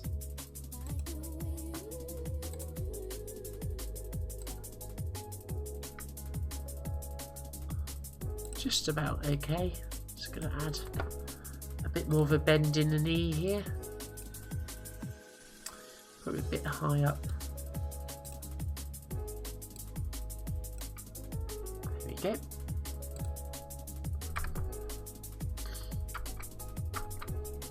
Okay, looking good.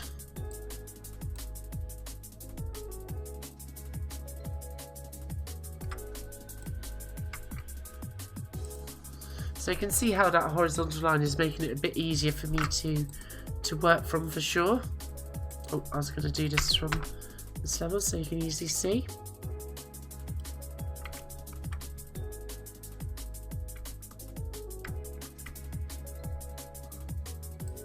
So let's bring the boot back up.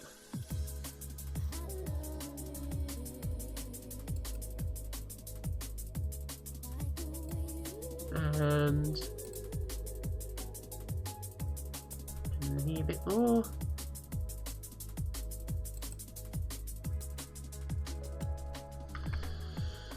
Let's zoom in. Let's get rid of the extra pixels that we don't need now.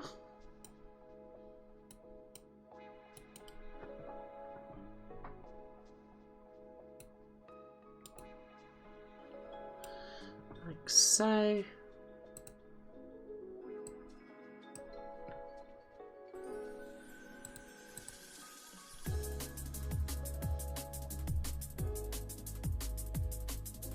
Yeah, this is it. It is very satisfying when it all comes together, Jason. Yeah, it's very much attention to detail and observation, but that's all kind of what you need to learn to be able to sort of do this, I think. But just by just by doing it, you get that eye for detail. It's not something that you have to study. Like, how do I get that attention to detail? It just happens. You start noticing things that aren't right. That goes for anything, really.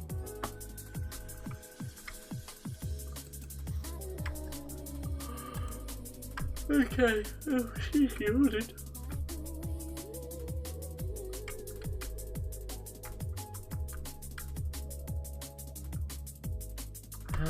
I think I need to bring this leg down a bit. So what I could do is take this,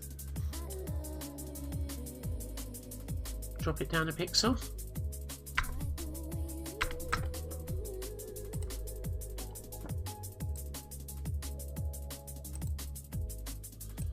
and just bring down the boot here and maybe there.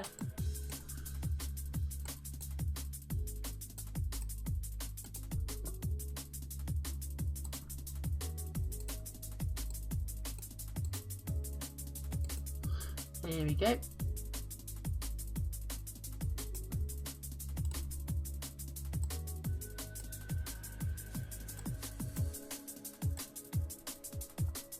Like so.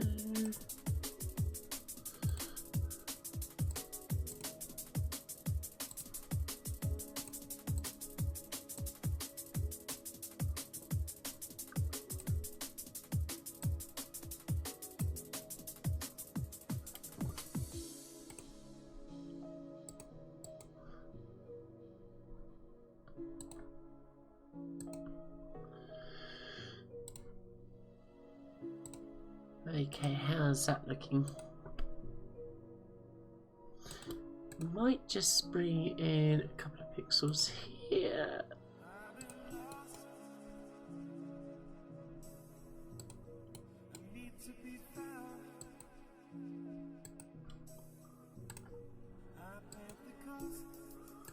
There it is.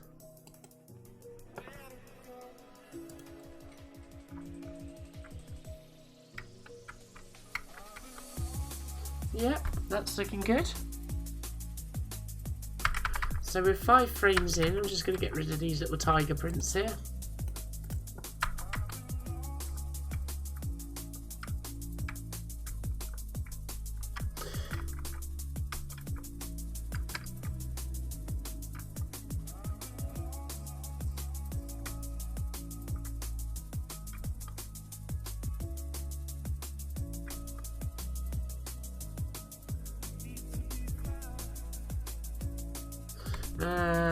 Just going to adjust this a little bit, just to make the leg a bit more defined here, because it's just a little bit chubby at the minute, shall we say.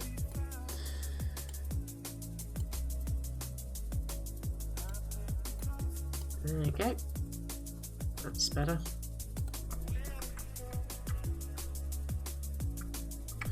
Okay, frame 6. Let's take this. And this is where if you build up your sort of basic animations, it's going to make it a lot easier to create your next ones, as it were, because you can just work from those, as it were. So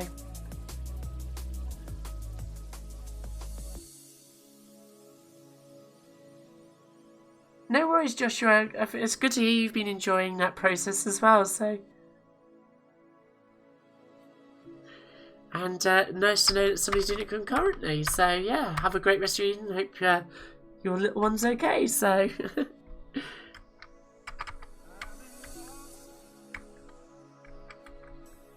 oh, we just need to make this foot flat here, don't we? So let's do that.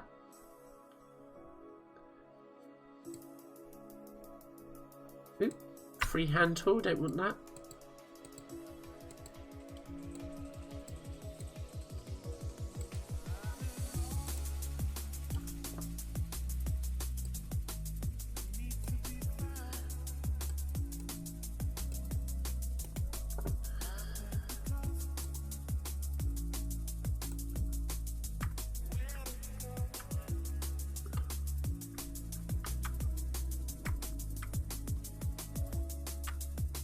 So I'm just observing the differences between frames 6 and 5. So the leg straightens out a bit, basically. Well, no, it doesn't. It gets a little bit more kinked. So I might actually just slightly tweak what's going on here. Excuse me, Lum. There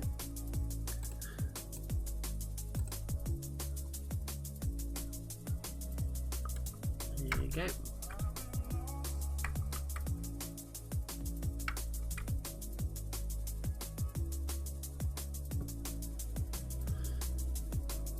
And I'm probably gonna just go a bit further, actually.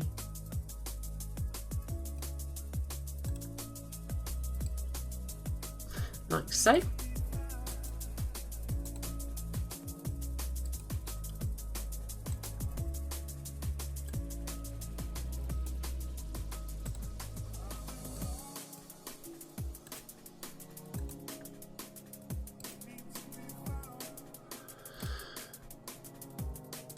Just adjust the boot position here because this is a little bit incorrect, so I'm just going to bring this forwards a bit here.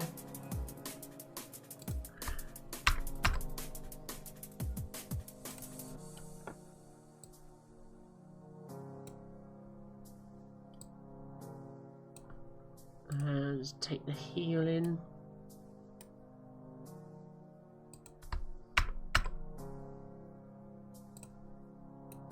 So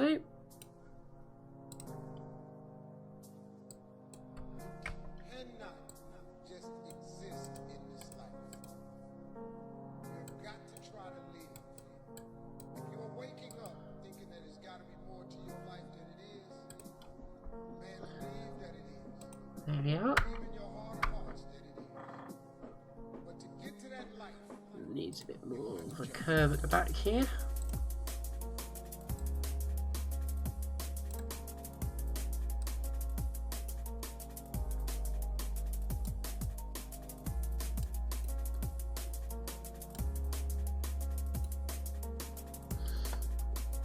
There we go.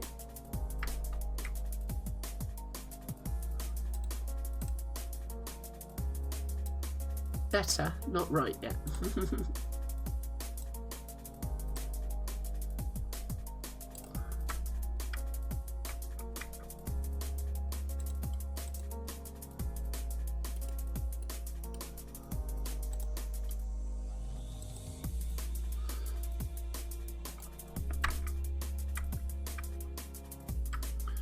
Okay, that's looking better, I think.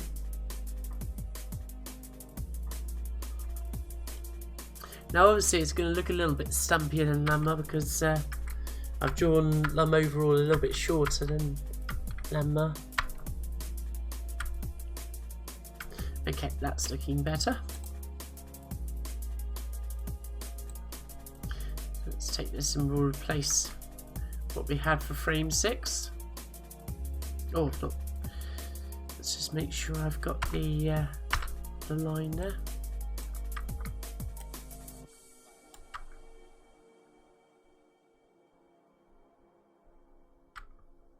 There we go.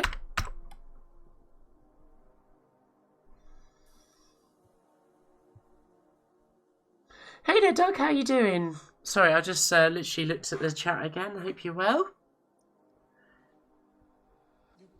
Hey there, Sabertooth Barnacle. Hope you're well too. Yeah, have a great rest of your evening, Jason. Great to see you. If you're waking up thinking that it's got to be more to your life than it is, Would I buy original kit or a Mister? Well, obviously I have my love for the original hardware because this is obviously my childhood machine essentially, but so I have an attachment to it that is inexplicable, I guess, but on the other hand, yeah, the Mister does have a lot of appeal. I think if you can get yourself an Amiga that's, you know, particularly with an Amiga 600 or 1200 that's been recapped, which they all require now. The 600 is a very reliable machine. You're going to struggle to make that go particularly wrong, to be honest with you. It just depends really. You're going to find an Amiga 600 slow compared to your modern computer, obviously, but the more you use it, the more you learn to live with it and actually become to enjoy it. But the Mister does give you more potential with other systems as well, obviously. So if you want to emulate more than one system or have more than one system in a small package, the Mister is the way to go, I believe. I'm not as au fait with emulation. I do emulate an Amiga on my laptop occasionally, my MacBook, but I'm by no means a guru on that side of things. So naturally I always say go for the original hardware. I'm just going to take a little comfort break again for a moment, guys, so I shall be right back. So don't go anywhere, we're almost finished with this particular cycle. We'll be able to see it in full.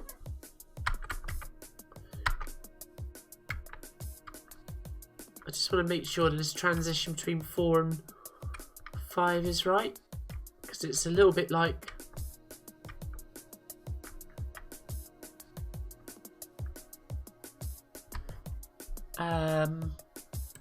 Lum's leg is shrinking rather than moving, so let's just quickly adjust that actually. Let's do that here.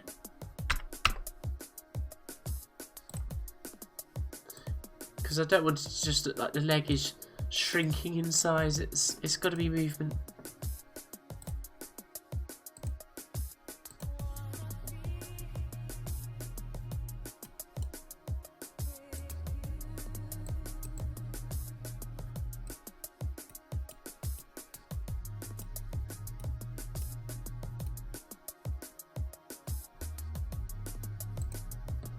There we go. That looks a bit better, I think.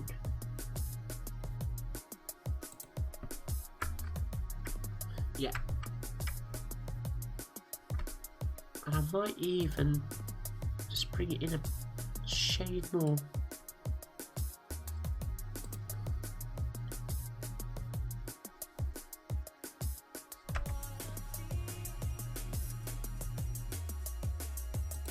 so that's better.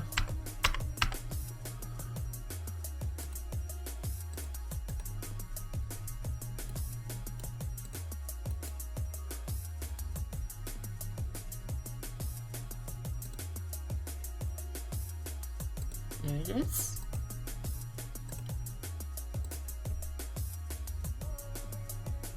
Thanks, Peter, for 47. Great to see you. Hope you're well. So,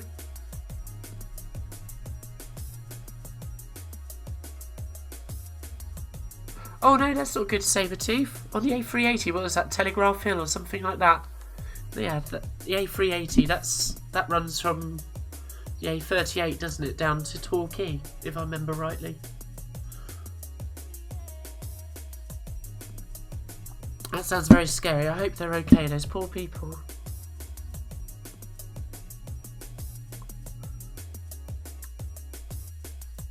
Yeah, my heart goes out to them. It sounds very, well, harrowing in a way. Yeah, you can see the appeal now, Error 42. Everybody moaned about the Amiga 600 back in the day, and perhaps rightly so. It should have been so much better than what it was, but for now, it's really coming to its own. There we go, even better. What's the best Amiga model to get? Well, as Doug says, probably the 1200. So yeah, very shaken up, I'm sure, Sabertooth. I would only recommend the 600 or the 1200 personally. So,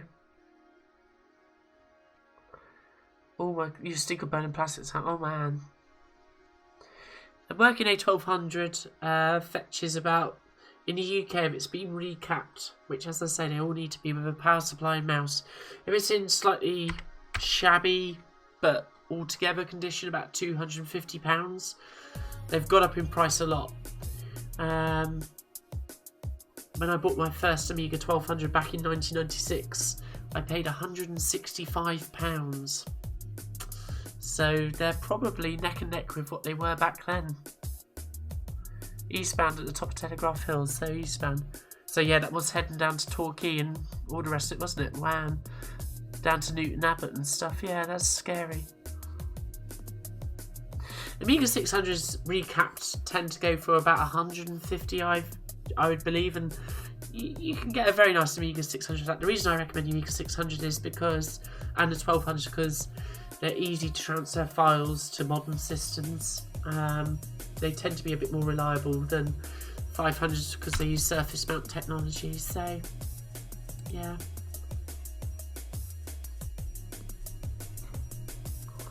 Amiga CDTV, yeah. Yeah, they're a very good looking machine, but essentially a 1 meg chip Amiga 500. It's essentially an Amiga 500 Plus without the 2.0 ROM and a few extra bells and whistles in a pretty case. So I'm just going to take a comfort break, which I said about half an hour ago, and I'm going to be right back. So don't go anywhere, guys. I hope you enjoyed the stream, and yeah, see you in a moment.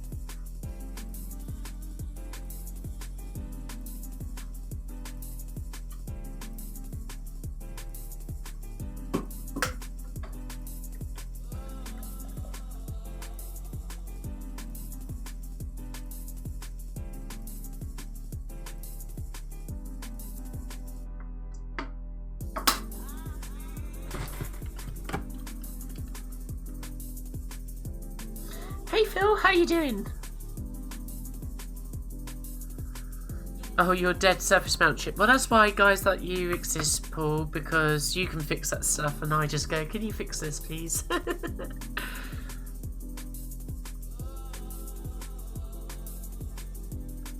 Yeah, you're right, Doug. Yeah, the Amiga 600, the expansions don't always reliably fit in. It just depends what you want. I'm just using a 68,000 A600 here. It's got 4 meg of RAM. That's all I need. I mean, obviously I've got the 1200 as well, but it just all depends what you want, doesn't it? So, yeah, I hope you're well, Phil. Funny, Sabertooth Barnacle should mention Telegraph Hill, which is a road, it's a very steep dual carriageway in the southwest of England in Devon. And I remember it must have been about 96, 97, probably 97 actually, and a few of my parents, a couple of my parents' friends were looking for a new computer, and I somehow managed to suggest an Amiga to them, which in 1997 was a brave move, really, because whilst I knew that it was a good machine, it wasn't, you know, by 97 the Amiga was not a mainstream personal computer in the UK, and yeah, I managed to suggest that the Amiga 1200 in free ads was a good way to go, and I went down with them to Newton Abbot, which is just at the foot of that stretch of the A380, and this chap's place was just off the Penning roundabout, I seem to remember. There's this beautiful Amiga 1200, had a 1084S, the newer style with the newer Commodore badge and all the rest of it, the Amiga 1200 coloured one rather than the older beige style one, one that came, anyway, it was the most recent type of 1084 as it were, and it had obviously tons of copy discs, but it had a hard drive, and yeah, it was a good machine, and that was 97. I think they got that with the screen for about 200 and I'm going to say about 220 maybe. It wasn't a great deal of money, but good machine. We got a RAM card for it, and a decent printer, and I lent them my copy of Turbo Print, which is a bit naughty, but never mind. And yeah, they used it for years. They were very, very pleased with that Amiga 1200. So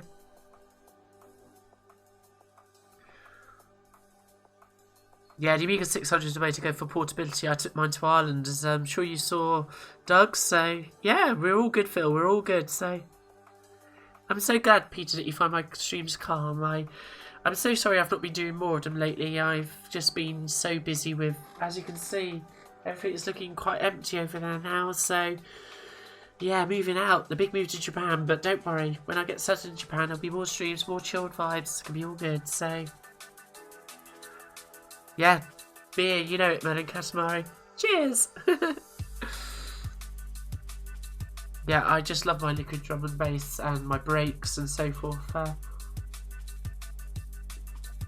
As somebody who used to go to Ibiza and dance to trance at 140 beats per minute, it feels like a lifetime ago. But I was young and all the rest of it then, so yeah. The couch has moved.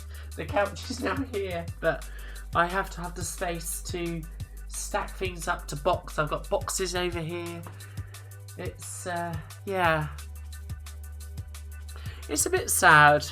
Home is an important place to anybody, I guess, and here has felt like home more than anywhere has for a long time, I guess. So yeah, my spam, I'm just gonna be an ocean away. Pacific, maybe.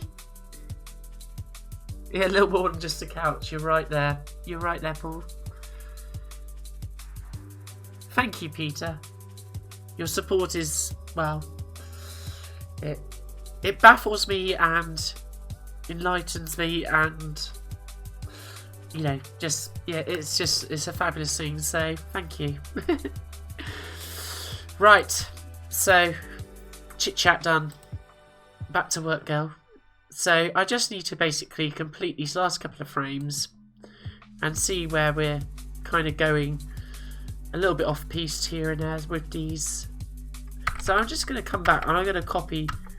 I don't actually have the boot flat on the ground here, so let's just get rid of those pixels I've just put in there.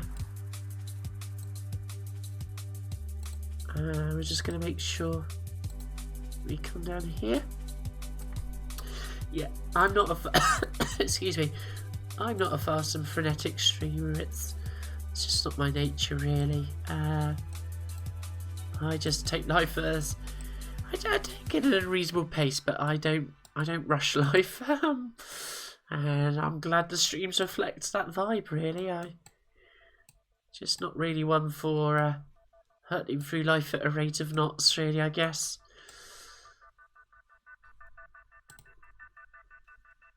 So yeah, what we've got to do here is get this boot flat on the ground.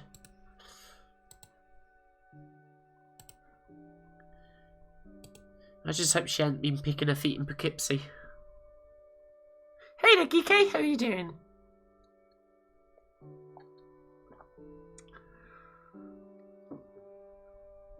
Yeah, you're all my friends. You're all my friends, Doug. All my friends. It's I'm going to be doing a video before I leave. And a lot of you guys are all going to get a name check. Because, to be honest with you, the fact that I know that people are interested in what I do has inspired me and so forth, and you've all been instrumental in being able to believe in myself, in that I can make important changes in my life, that I had the ability to do so. It sounds like a very abstract thing, but it's a very real thing to me.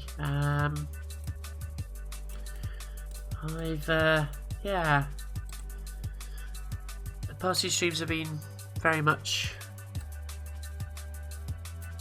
short and sweet and a little bit absent because obviously I've just been getting on with work, and obviously this is my penultimate stream really. This is the last one I'm going to be doing, but one before I go to Japan. So before I move to Japan, before I emigrate really. Yeah, it's an important moment in my life, I guess. And yeah, I don't really know where I'm going with what I'm saying really, to be honest with you, but I know where I'm going in life. I think I know where I'm going in terms of what I enjoy, you know. I don't know, I don't have a plan. People keep on asking me, so what's the plan when you get to Japan? Has a ring to that, doesn't it? What are you going to do? It's just what I'm going to focus on the teaching. Yeah, but what is the overall plan? I don't have one. I don't have a plan. I've never had a plan in life. Plans are for people who settle easily, I guess. And I don't mean that as a bad thing. I'm just not one for staying still in one place for a long time, which jars with my attachment to my home, I guess. But again, I just think I'm rambling, but my head, you know, my thoughts make sense of things. I'm just not very good at vocalising them sometimes. Maybe I'm okay at vocalising them, I don't know, but I just feel that sometimes when I'm describing what I'm up to, I don't put it as clearly as I would like to.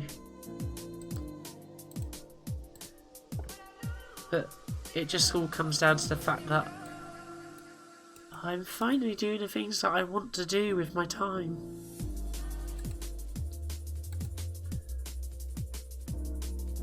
And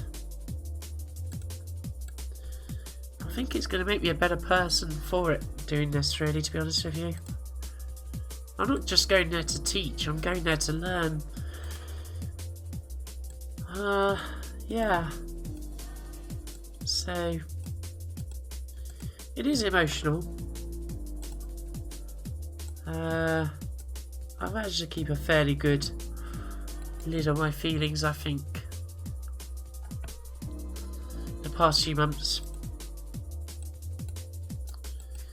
But yeah, as you begin to put your life into boxes, knowing that these are all the things that have shaped you, that have made you the person that you are,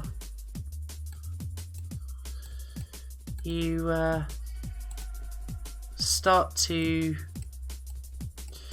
understand a bit about why am I attached to physical things, whether it's movies or games or manga or whatever it is. But why am I attached to it? And I guess it just comes down to the fact of it's evidence of that experience of which we become ourselves through watching it, seeing it, playing it, doing it. It's kind of like the evidence that it affected.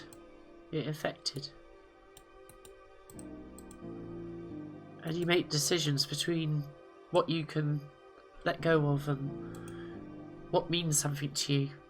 It's like in the boxes over there, I still have a 21st birthday card from work colleagues that I haven't worked with for, well, this year it'll be 16 years. But there are a few bits that you still keep hold of because it's a catalyst for your memory, isn't it? And so, yeah, it does get amusing.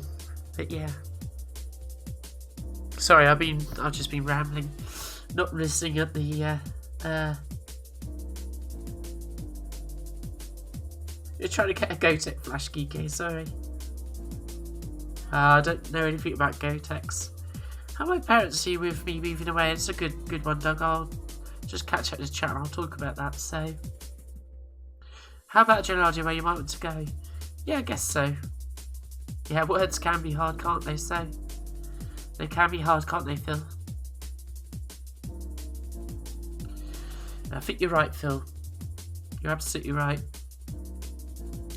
The world becomes a bigger and smaller place when you travel.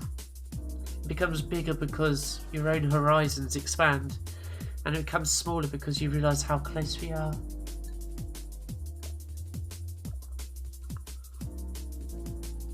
And Merlin Katamari's right. Akihabara has some very cool retro gaming stores. I can't wait for that. Doug's probably right. I have very fond memories of my travels around the States. That was quite a while ago now. We thought that George W. Bush was a piece of work, but man, times have changed. Memories do trigger past emotions and times. It's all about being able to, I don't know. It's almost like a respect for where you've come from. I certainly know that there are things now that I've already forgotten. I always used to think that the ending of Ashes to Ashes was a cop-out. Like, how could they bind the magic of life on Mars and Ashes to Ashes and make it make sense? And I always thought, oh, what do you mean you've forgotten? How could you forget your past? And as I've got older, I've realised that it's easy to forget that. And it's not about living in the past. It's just about us. It comes down again to a respect. A respect for those that you've been on this journey with. Because everything is important, really. We just don't always know what is important. We're sometimes, I don't know, sometimes we forget. everything shapes the way that life goes, doesn't it, for us? And so yeah, those little mementos are important to me. Not because I want to live in that moment in the past, but because I don't want to forget. You know? Because there are things that I have found that I didn't even realise that I still had on those shelves and in those drawers. Yeah. So it's emotional. It is emotional. That's probably why I'm talking about it quite longly, at a length. Thank you. Thank you, Paul. I'm glad that it makes some sense. It feels like I'm just stringing together random thoughts and not really making sense, but we live in a world that is full of faux sincerity, and we're all good at hiding what we genuinely feel, I think, sometimes. But I can assure you that half a plan is just doing what I half feel. So I'm doing it now, so came for the pixels, stay for the philosophy. Yeah, no, sorry, it's diverted. It's diverted, Phil.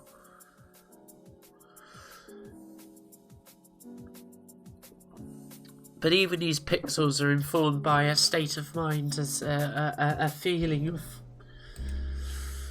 just a feeling of how you want to represent your own mindscape, because, and that's one of the reasons why I can't stand what I do for a living. Everything that I do is eventually consigned to the bin, and I'm quite happy with the feeling that there's going to come a day where somebody is going to look through my artifacts and go, "Don't know what this is," and it's going to go in the trash. It's going to go in the bin. It's going to live 50 feet underground. It's going to be gone. But the problem with what I do as a job at the moment is I just create the ephemeral. I create something that lives for a few days, a few years on the internet, and eventually it disappears, and all that effort and all of that striving and all of that hard work just disappears, and there is nothing that I have to show that I ever did that I ever put any energy, any creativity, any thought into it. And I want to have something that I look back on, and even if it's just me, I just want something that I can pick up and say, I did that, and it meant something to me.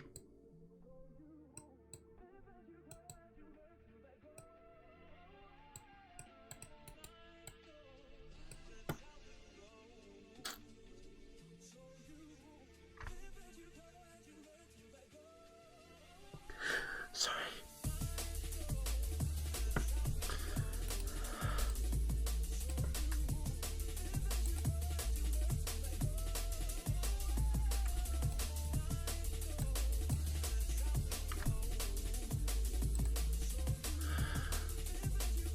Deep breath.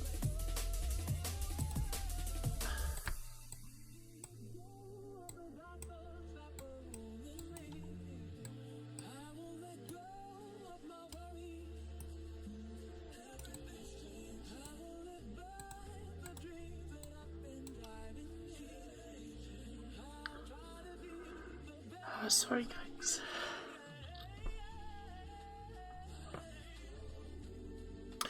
And that's fundamentally why I'm making this change.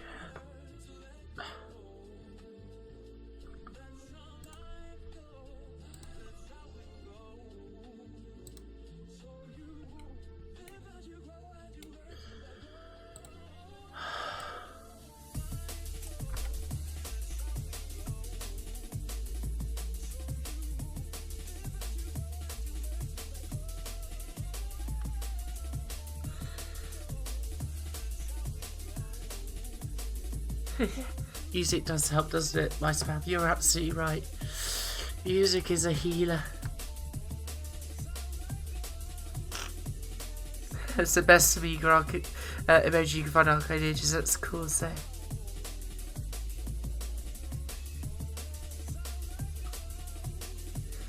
It is an accomplishment, isn't it, Doug?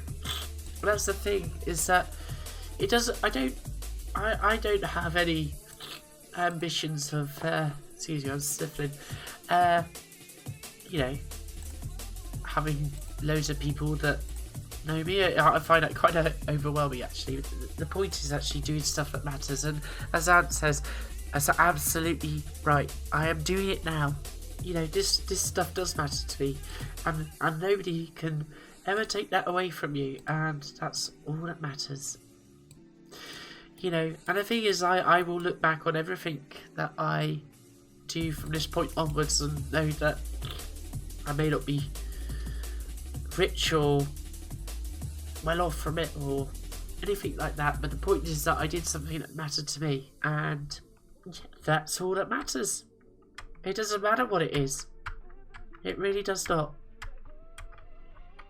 So yeah, sorry about that, folks. I didn't mean to get emotional, but obviously that's the point. So yeah, and it is an accomplishment because, you know, like I honestly thought if I could get 5 people that would be interested in pixel art on an Amiga with the way that I do it, that would be amazing. So I think the last time I looked, there was about 830 people following me on YouTube, so that's pretty incredible.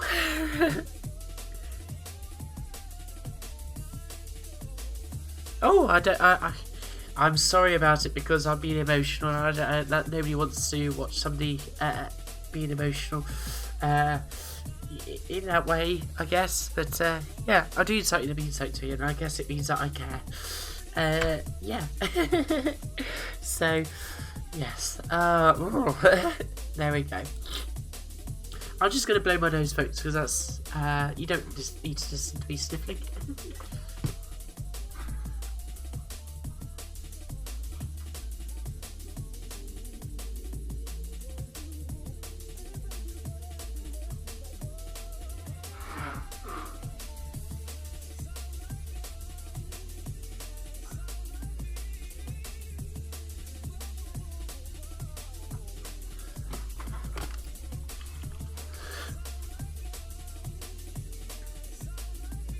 That's great to hear, Phil. Well, obviously, if you're bad at it, I mean, obviously, I want you to get better. But it's good to know that you've picked up the desire to want to go and do some artwork, and that's basically it, is to inspire other people. That's what I wanted to share. It's not just, oh, look at this, I can do this, you know. And it was all about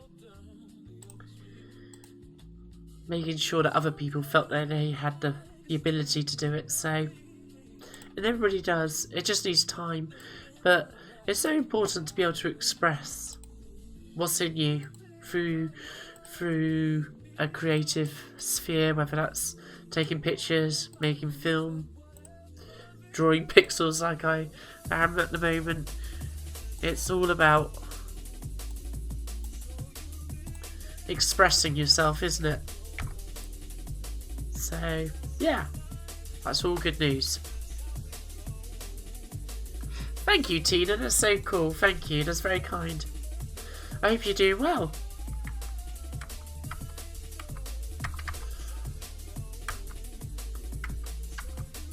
I mean, one of the things that does happen with my streams is they don't tend to be tutorials, do they? Because I'm probably not explaining this at all well at all, but the end result will make some sense, maybe. So what I'm doing here is I'm just basically working through those frames just to improve the tweening, as it were. So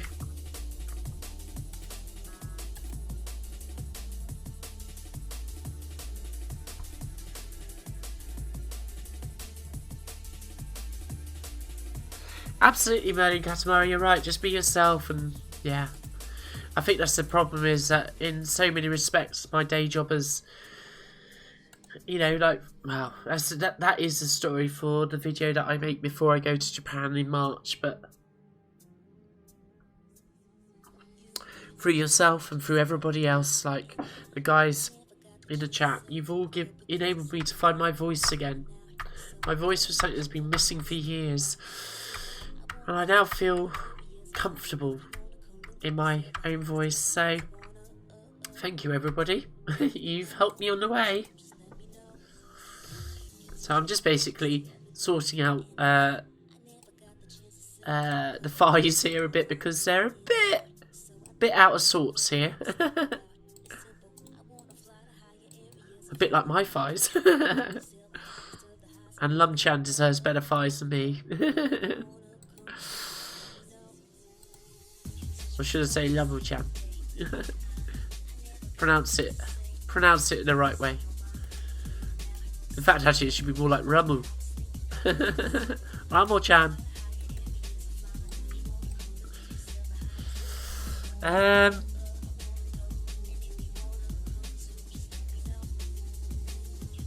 Exactly, it is inspirational stuff, isn't it, Anthony? You're absolutely right. So it's just been the whole caboodle, really. It's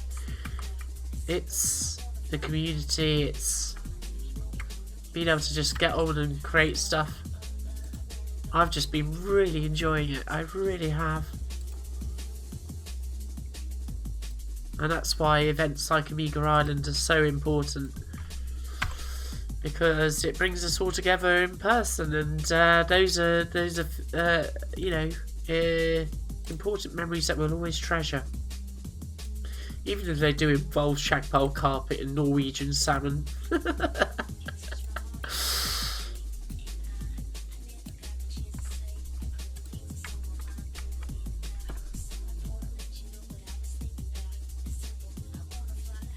Oh, well, that's very kind, Doug. Well, I couldn't have done that contest without you, so... Oh, thank you, Dazzy. It's so kind, so... Yes, I'm super looking forward to it. I really am, so... So even if I box up the remnants of my life here, it's... I'm doing it because I want to make this change, and... I am so looking forward to whatever unfolds. Okay, so there's a little bit of the leg kind of growing a bit there, which isn't right. So let's just catch that. I think that could be solved here. I'm going to one day do a proper pixel art animation tutorial video, folks, don't worry, where I'll explain things in my own interminable style, so...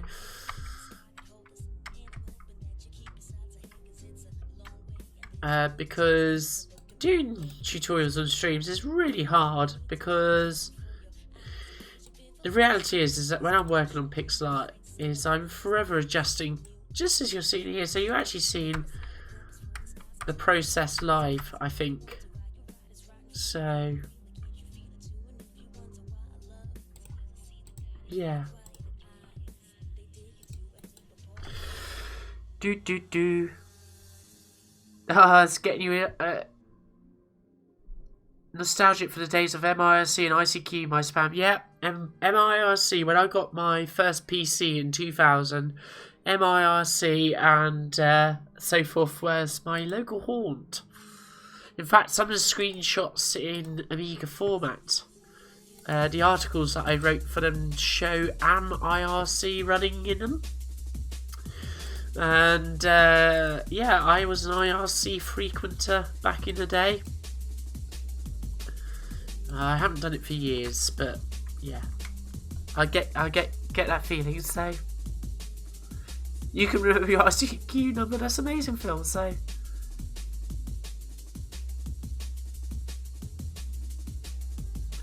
that's amazing.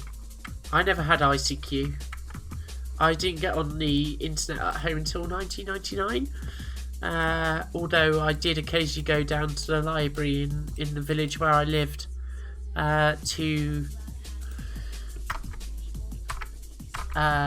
look at various GeoCities websites. I think I had a GeoCities website for a little while. I think that's flowing a bit better there. Yeah, I can tell it's flowing better now. Obviously the proof will be in the pudding because we've got to make this actually flow. So what I'm going to do is I'm going to play this where we are, because that would allow me to get a feel for whether we're on the right tracks. So Doug asked a good question: how are my parents taking the fact that I'm moving on? So they're taking it very well.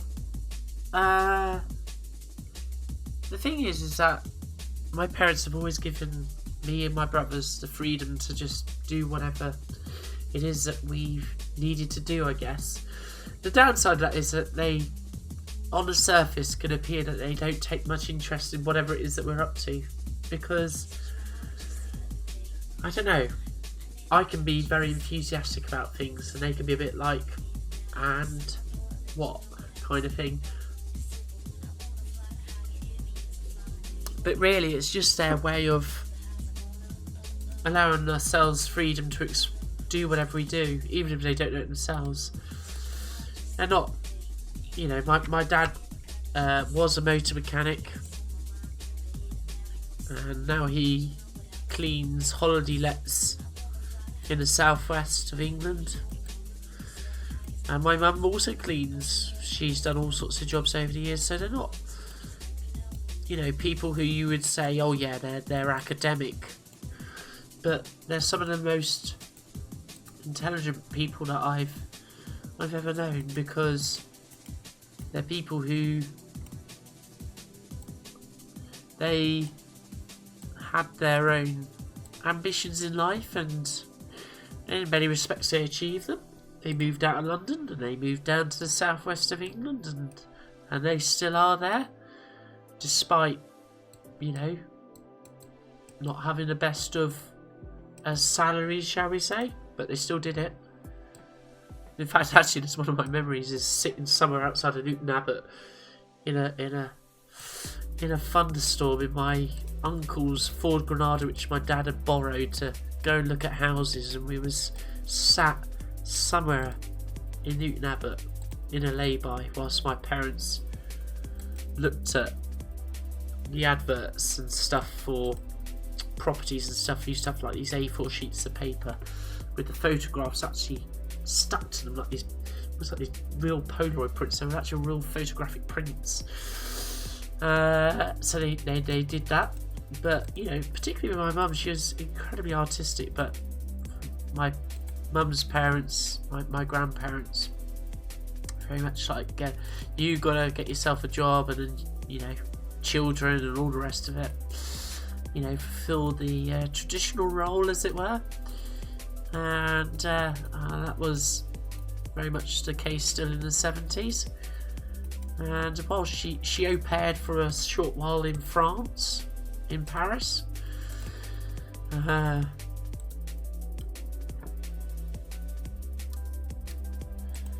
so she learnt a bit of French.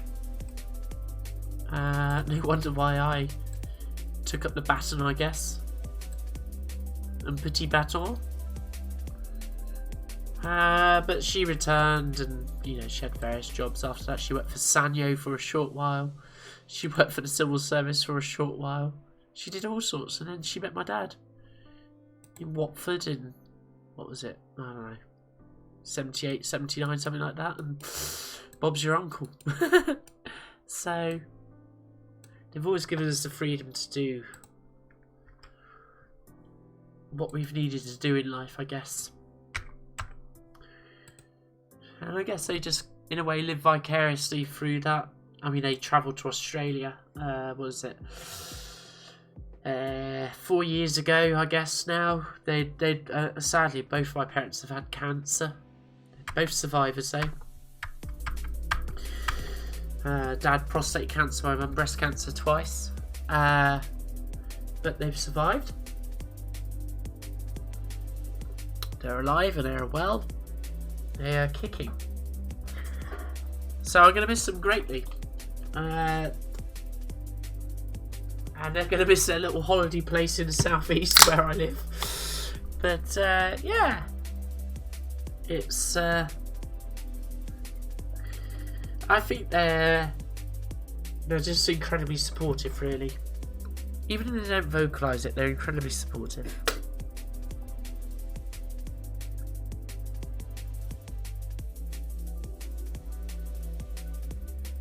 You was cut off for a while, Phil. Sorry, guys. I don't mean to waffle on by myself, but I just at the moment I'm in that kind of place where I'm very much into, you know, keyed into where I am in the moment, shall we say so? Yeah, it could have been 98 for me, but my parents persuaded me to just have more CD-ROMs for my Christmas present. So I remember getting one of the Amiga CDs and other stuff from Epic Marketing. Remember them? Hey there, Chris. How you doing? Hope you're well. Thank you. That's very kind, Chris.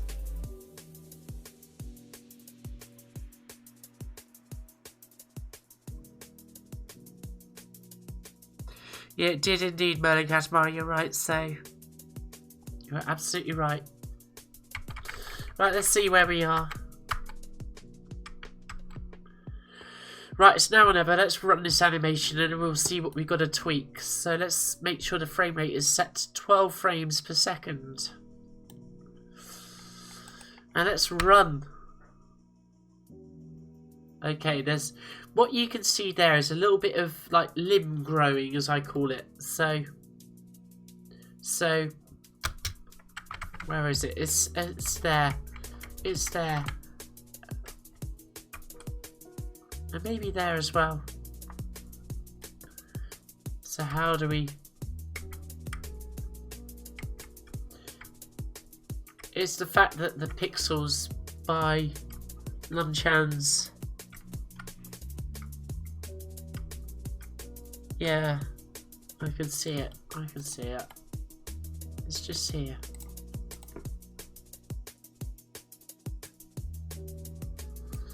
We've got to smooth that out.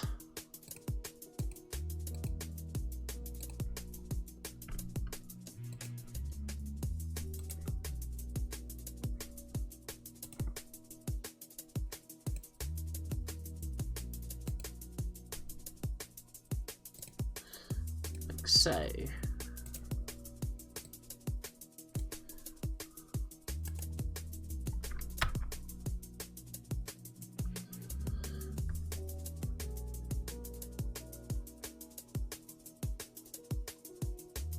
You don't like potato waffles, but these waffles go down well.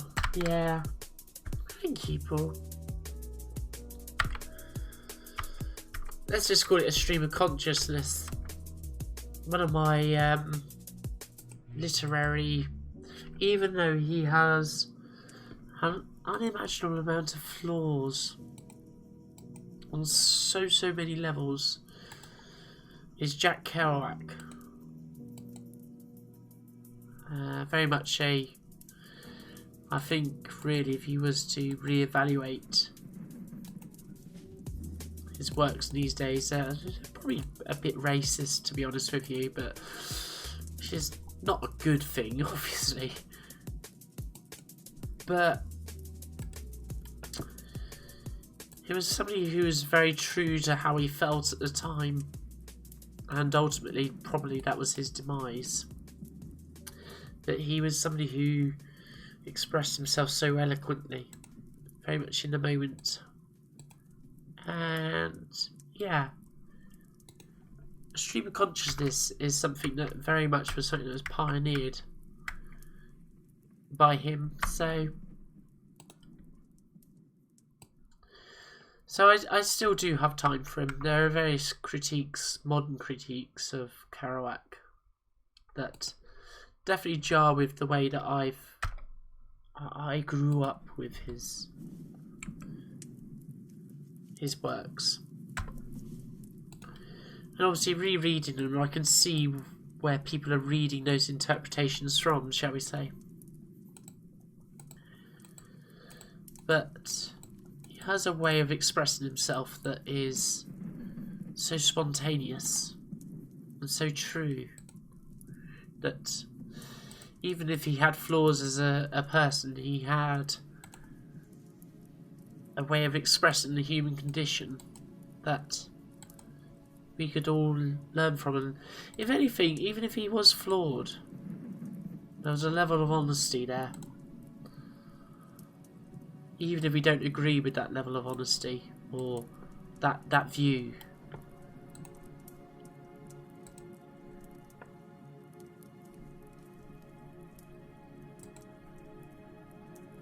He had a particularly brilliant way of expressing it. And if anything, the world needs more candour. Because only then will you be free of the tyranny of your mind being unable to express itself. And it does mean that sometimes with that will come some people with opinions who you vehemently disagree with. But if you seek to put those people in a cage, you will in turn put yourself in a cage, because you'll always be second guessing your own judgment. Waffly versatile, well done Phil. That's cool, my spam, that's so cool. Dig that archive out, so.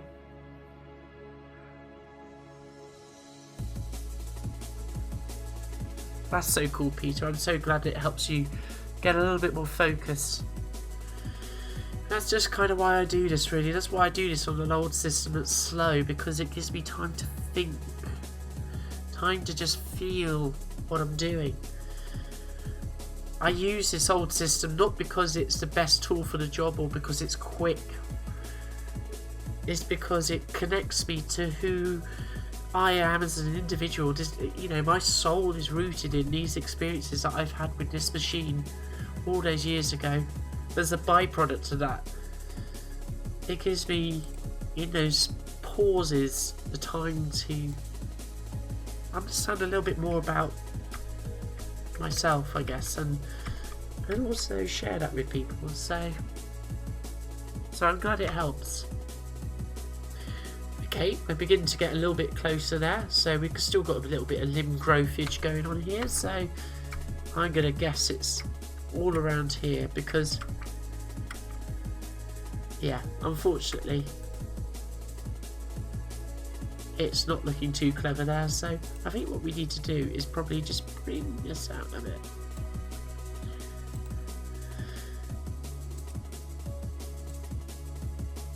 But these would be the kind of things that you'll commonly face when you're trying to do this kind of pixel art, to be honest with you. So you'll complete it and think, I've got the perfect walk cycle. You'll play the animation and you think, well, that doesn't look anywhere near good enough. But that's just what happens.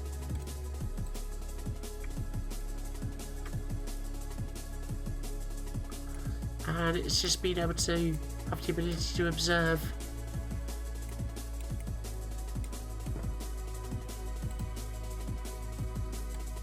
what isn't working, to be able to sort it out.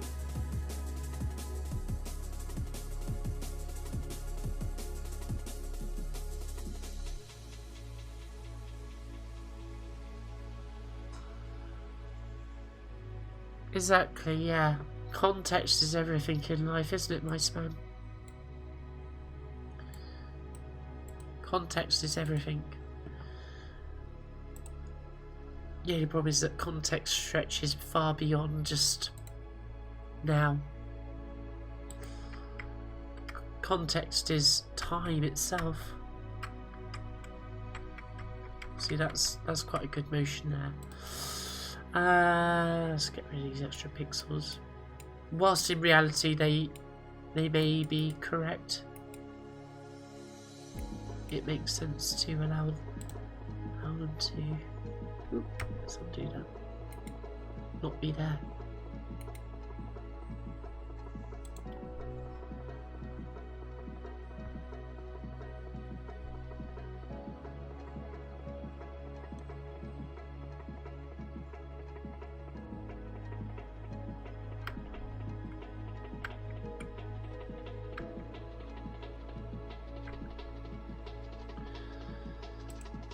Let's just slightly tweak this. You can see how this takes time now, folks, can't you?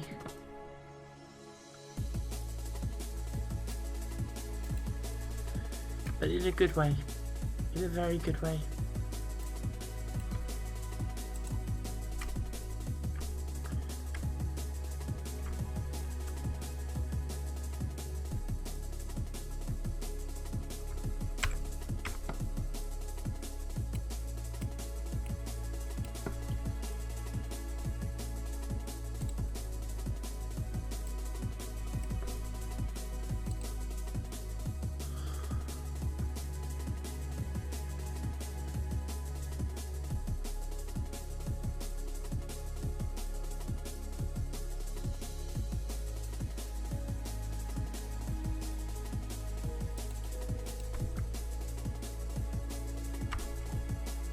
Smooth this foot in just a bit.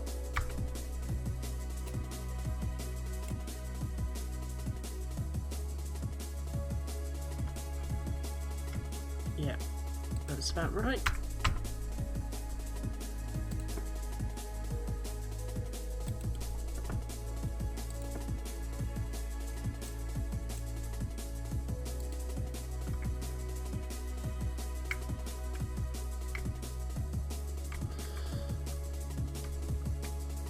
Okay, that's a good example of where limbs are shrinking there, so we don't want to do that. What we need to do... Oh, that's...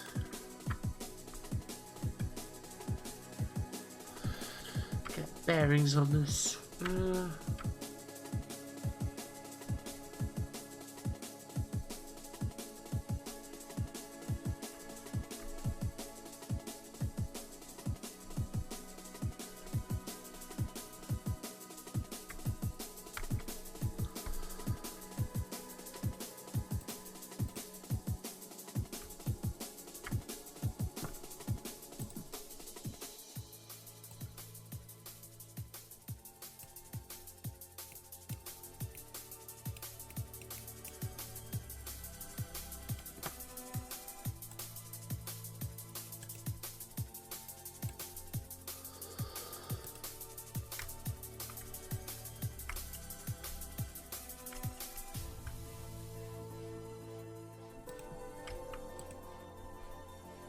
And just bring in a little point where the joints are, as it were, just by changing that simple pixel there.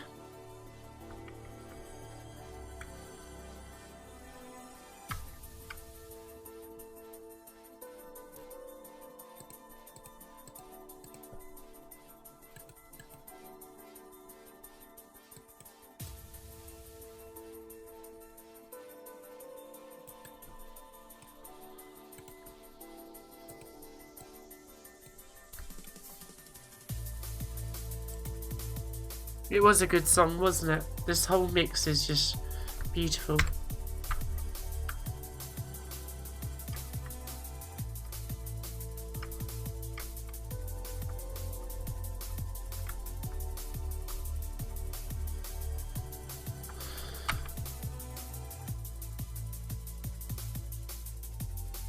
It's a little bit smoother now. Got less limb growth, which is a little bit here and there, but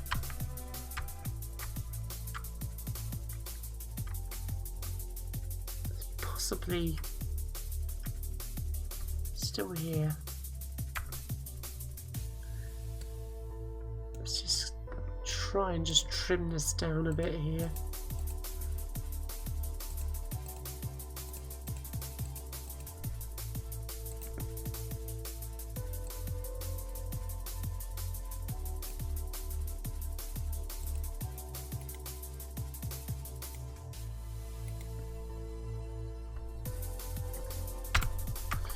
Try again.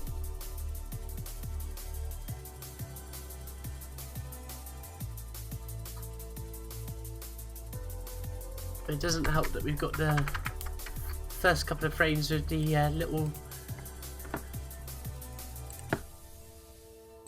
tiger prints on the boots, as it were. So let's just get rid of those, because that will give us the wrong impression of whether it's animating well or not. So because we'll see them flashing in and flashing out.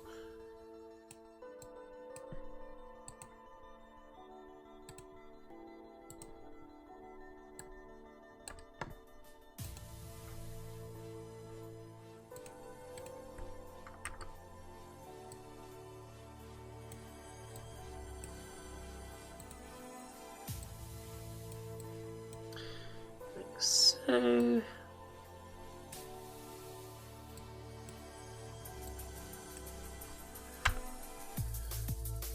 let's see where that's got us to. Oops, let's play it more than once. A little bit just to sort out here.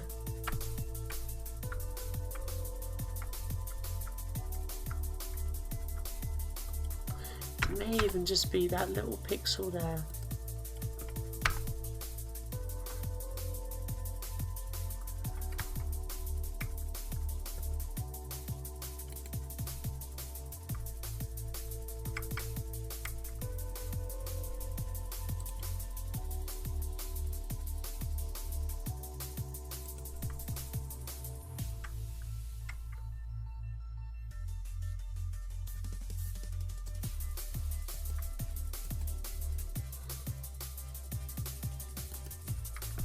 Okay, and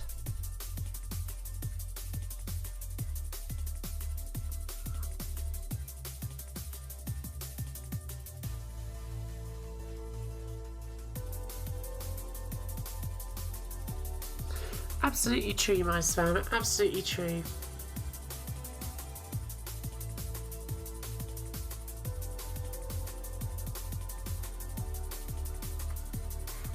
Okay, we're getting quite close now. There's just a little bit where I just feel like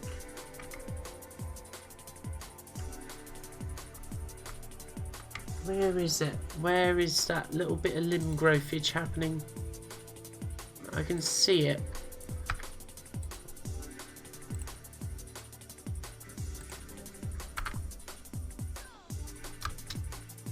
Is it there?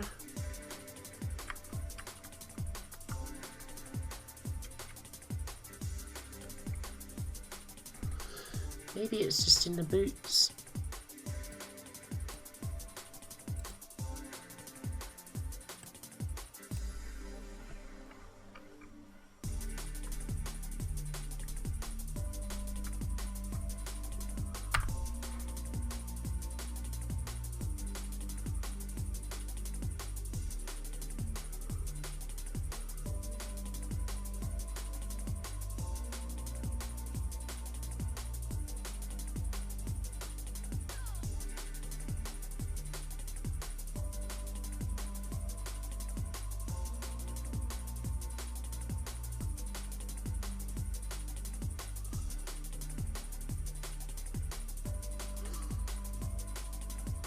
It's not too bad now.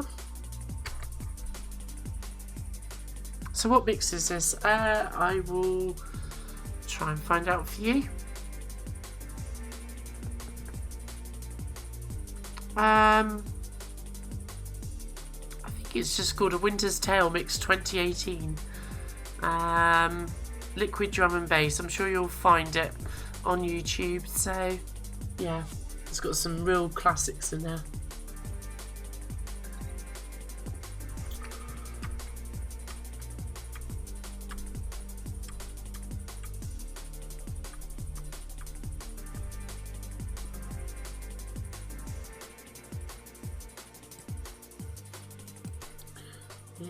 Okay.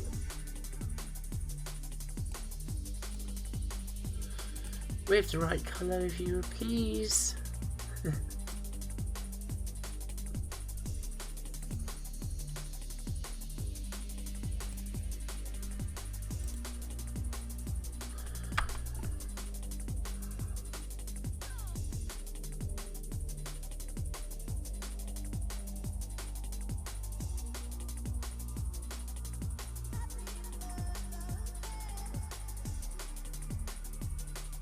Okay, I think we're getting there now. And what we're going to do is we're just going to find where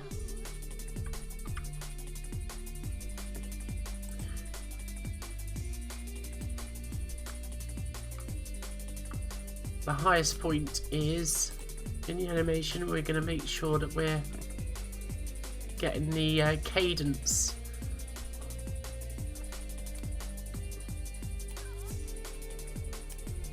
right, because that is the one thing that is really missing at the moment.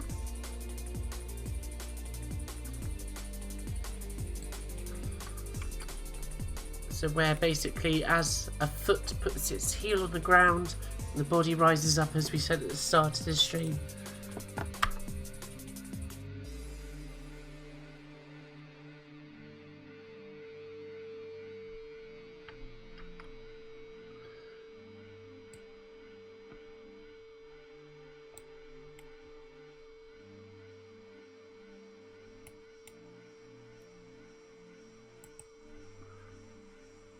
There we go, like so.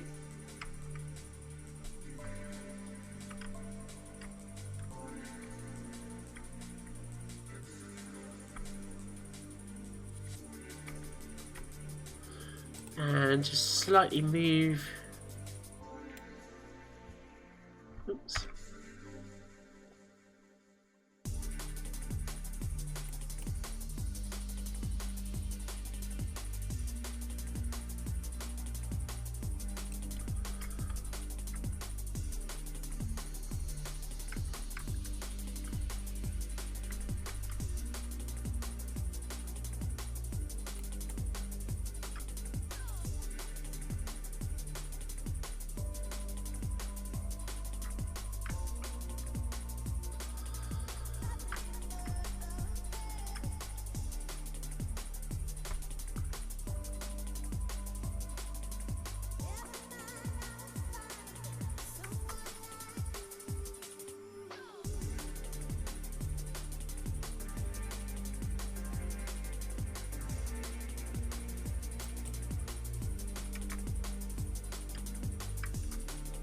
Where's my missing frame? There it is.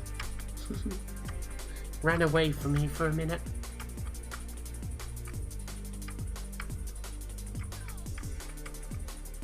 There we go. I think we've got the right rhythm. Oh, pencil. Shift R. Get rid of my line there.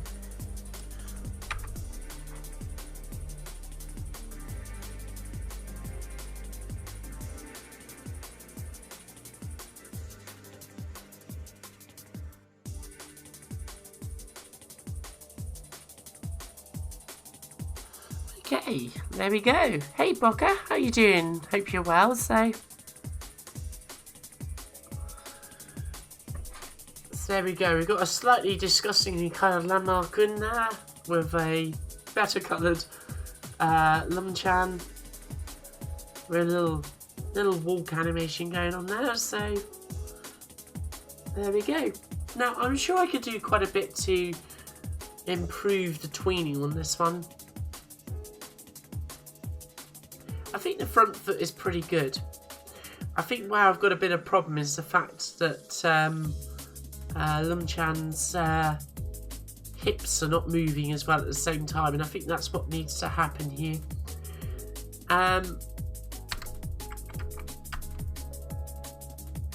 And I can probably improve things a little bit, because I'm going to wrap this stream up soon, folks.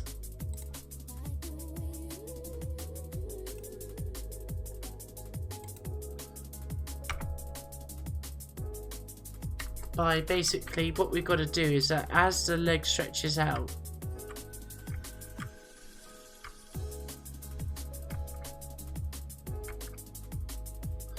we've almost got to basically stretch the hips out as well.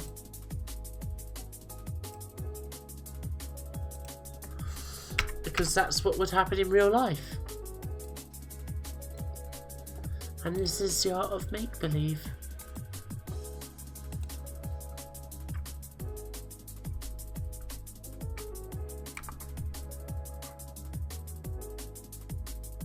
There you go, so little changes like that can make it look a lot more fluid.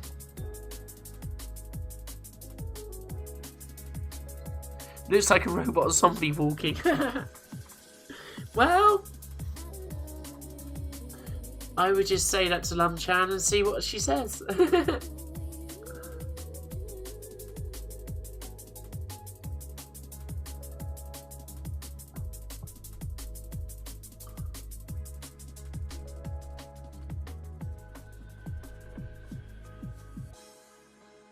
So there is a bit more that we could do to this to perfect it. Like it's a little bit flat-footed at one point. So let's see if we can just tweak that a little bit.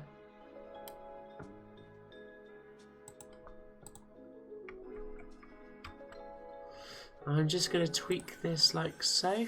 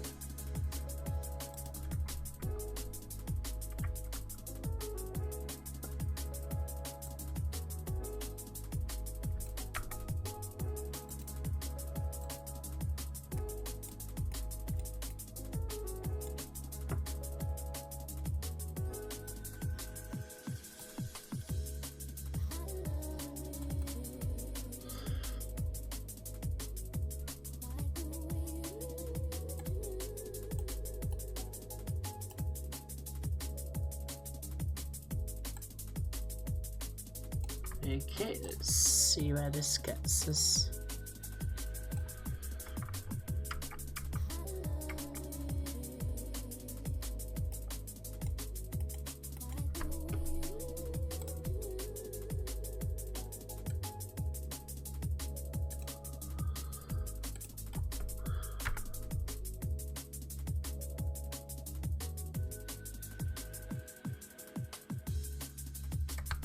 Okay.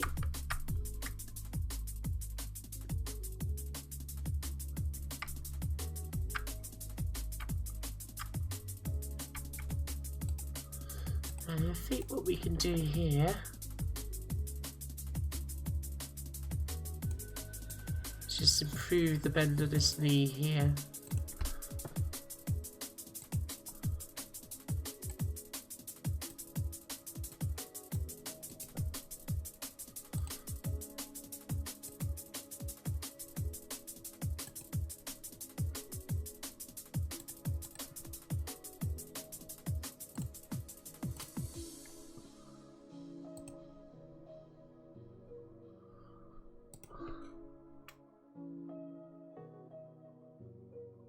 Yeah, exactly. When things are static like that, you're right, Peter. It just needs a little bit more movement, and that's what we can add in. So it's going to have that little zombie look because the hands are just completely, and the shoulders aren't moving and so forth. So obviously the whole thing needs completely animating. So, but obviously, as much as I'd like to be streaming this for the rest of the evening and into the wee hours of tomorrow morning, we have to draw a line somewhere. But yeah, you'd want to have the shoulders slightly moving, the hands slightly moving to give the full motion, as it were. So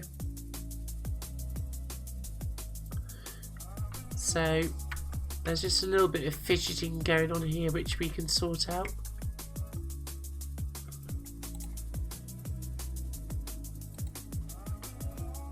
Or what I call fidgeting, anyway.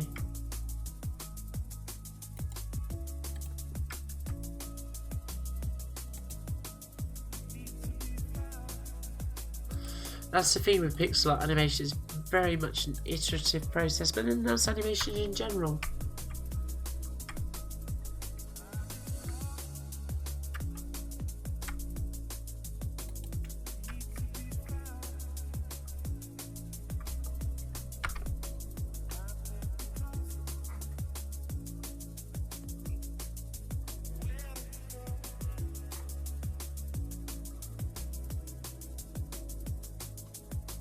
So yeah, you just have to observe what's going on and just sort of see, well, what can I change about that isn't quite working?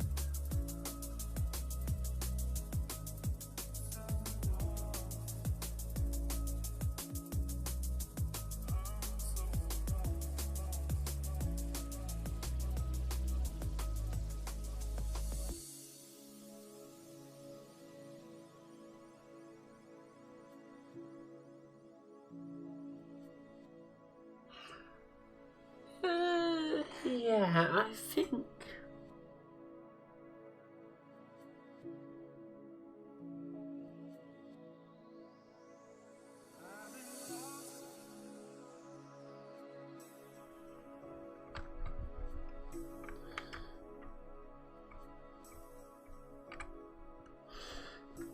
Of course, the other thing is you have to make sure that there aren't any stray pixels between. So I think let's just change that, because otherwise you just get this sort of momentary flash of a pixel, which is what you don't want. So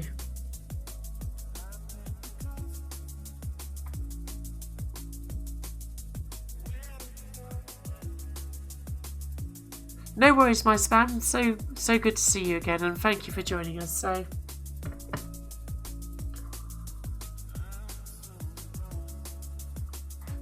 okay.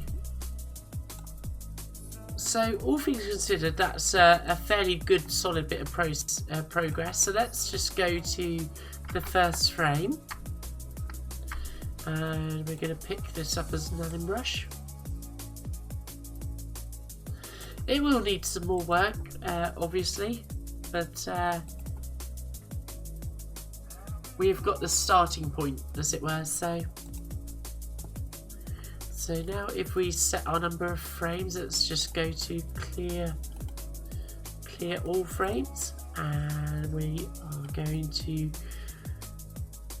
frames. Set number of them. We'll set this to, let's make this a 24 frame animation. Oh, actually, let's make this a 36 frame animation.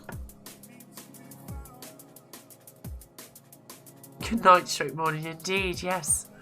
So now what we can do is, if we change our brush handle to this corner here, do that and undo, shifting them for the move requester. So here we're gonna do 36 frames, and the distance is gonna be, let's try minus 380. Preview. She might walk a little bit slow at this particular rate of progress, but a bit more. 400 seems to be the magic number, I think. Preview.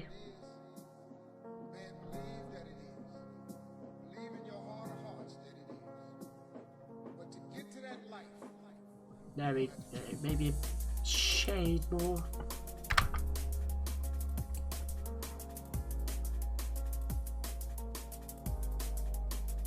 A silly round planet. How dare it, hey? So let's just draw that.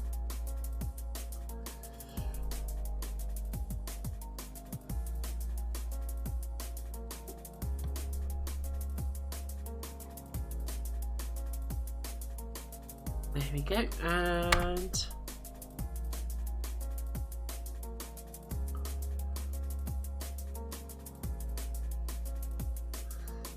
moving a little bit, I don't know, not very smoothly there, so let's just clear all of those frames, and we're going to increase the frame count to, let's double it, 72, and we're going to do the same thing again, but for 72 frames, and we'll see if that runs a bit smoother. It might be a bit slow at this speed, to be fair, but we'll give it a go. So obviously we could increase the frame rate, but we'll see what this does to start with. So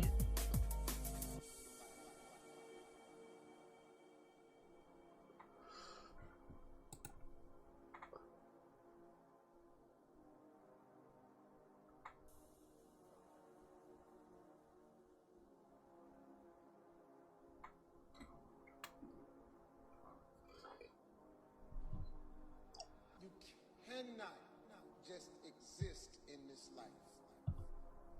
You have got to try to live.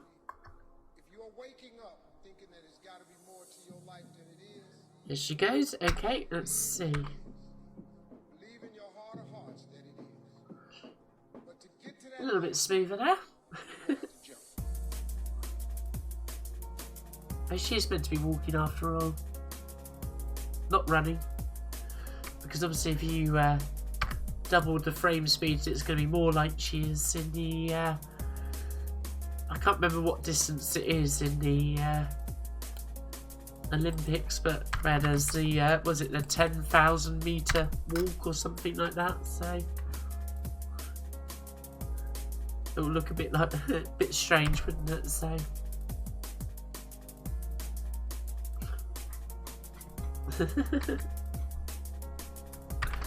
So yeah, so she's going to need a little bit more work here and there. Oh, I see, because I started drawing rather arbitrarily at that point, did I? Fair enough.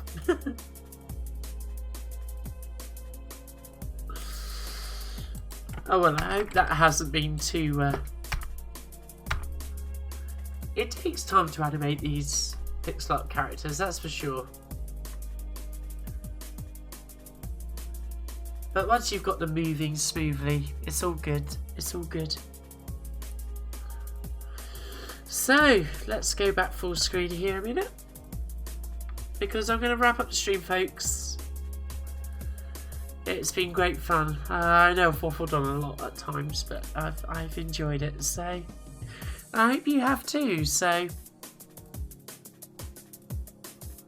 I think there's quite a bit more work that can be done to Lumchan here. So like the hair needs to move, the hands need to move. But with that, you can get a very decent looking animated character. So yeah, we're definitely on the right tracks here. So yeah, this is going to be my last but one stream before, well, before I arrive in Japan. I don't know when I'm going to be able to start streaming when I get to Japan. It could be April, it could be March, it could be May, it could be June. I'm not sure. It all depends on where I'm living and all that. But I'll be doing one more stream before I go, and it will be a gaming stream because I haven't done for a while. One of those for a while.